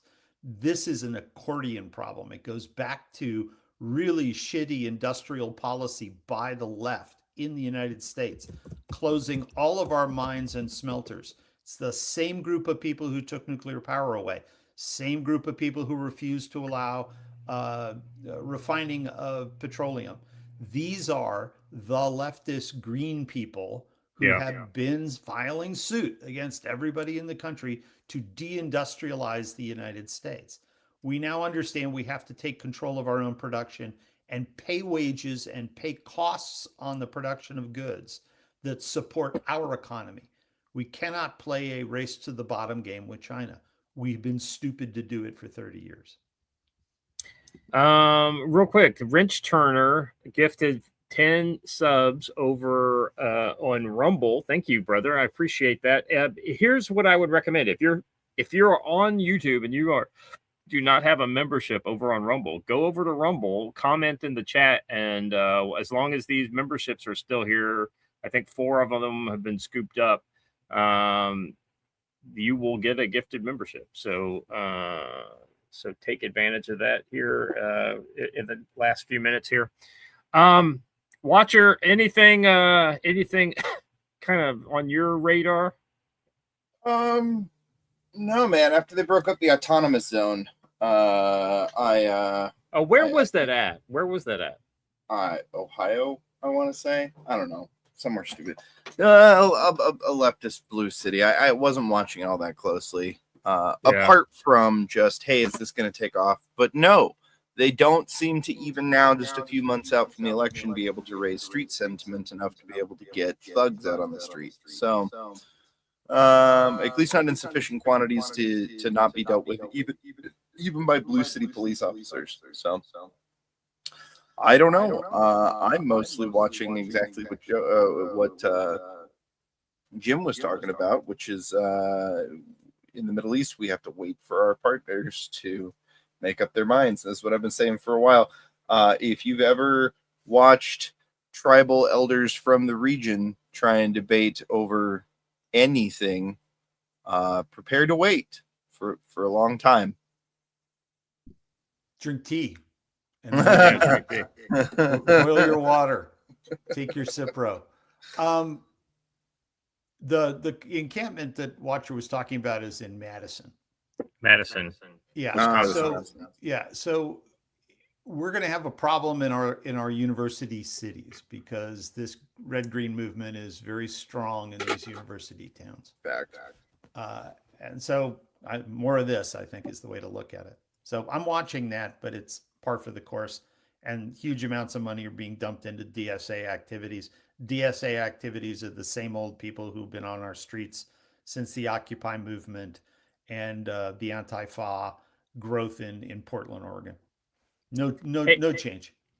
Real quick, like one of the things that I would say to keep looking at is there was a thing that popped up on my X feed yesterday about this guy, and I don't know where exactly it was, but he was going around and like literally punching white women and assaulting white women. He absolutely just housed this one chick walking down the street, and she was completely unconscious with her eyes open. She was still holding on to the balloon that she was like, it was like a Goodwill balloon, I guess that she was going to give to somebody. And it was absolutely horrific. And he just insulted her. She's completely out. She's unconscious. She has no idea what he's saying, but the deranged lunacy of some of these people. And I don't want to, I hate like bringing it to a race or anything like that. So I will just continue to say this urban individual, it's absolutely unconscionable that people like him are allowed to continue. It was essentially another version of the Irina, murder, where they let this guy out like 36, 37 times. And finally, he just decides to go crazy. And what does he do? He targets white women. The irony is white women are the biggest offenders of these policies that make them the targets. So, irony of all ironies, woke white women are here to destroy us all, including themselves. Suicidal empathy is absolutely a thing. All right, that's my kind of last thing so just kind of keep an eye out for that. I'm sure that kind of sentiment is going to grow. Did you see the Islamist won in Michigan by a narrow margin against the Democratic-backed candidate? So it'll be interesting. The DSA Islamist in Michigan, I think it's a congressional seat. Senate. I don't know. Is it Senate? Is it state Senate or is it the Senate? Senate. Oh. The deal though is that like the DSA is celebrating that the Democrats are shitting their pants, and not because like, oh no, the DSA is taking over. They're shitting their pants because in the general election, only like 2 in 10 independents say they will vote for a socialist of any description, including one that may not be running officially as a socialist, but is backed by the DSA. They say that now. You know, my problem with this guy is this guy's a Marxist. This guy's an Islamist. This guy is using takfir. He's not telling the truth about his faith. He will do anything he needs to do to gain power, and then watch out. Once they're in, no holds barred, and he's got the guys in Dearborn to back him up. So he has a turnkey base of people who will become agitated for the same reasons I just described. Bad guy. Mongoose Mangos in the chat says only 2% of Michigan are Islamists. The problem is all 2% of them will vote. All 2% of them will show up in the street to support a brother Muslim as a U.S. senator with the power that entails to do things that we would find profoundly non-constitutional and un-American. He will be compelled to do it, and he will do it easily. My perspective. I don't think that's a popular perspective out there. This is a Democratic seat that's pretty consistently Democratic. It would be interesting if he wins. He would probably be the most leftist. I think we may have just lost. There we go. What's that? You got me? We lost you for a second, but you're back. Where did you lose me? He would become the most leftist. Well, yeah. So he would be the most leftist member of the squad, and as a man, he would probably take a position of leadership because Islamists don't like women speaking for them. And he's probably insufferable to boot if Mondami is any. It'll be interesting to see how Mondami treats the 9/11 stuff in New York. I feel we're going to see a conflict there. Yeah, he'll do what's necessary, right? So these guys will chameleon their ass every day until which time they're in a position of power, and then they'll wield it. And if you notice, there's a network of these people now forming across the country. We've been talking about this for 2 or 3 years. The urban Marxist movement is asserting itself. The hope is that they're ahead of the power curve, and as Watcher said, the independents won't vote for them. I hope not. And a place like Michigan, the folks in northern Michigan should know that this is a setup. It's a setup to take the state and lose it forever to somebody who you have nothing in common with, right? Yeah.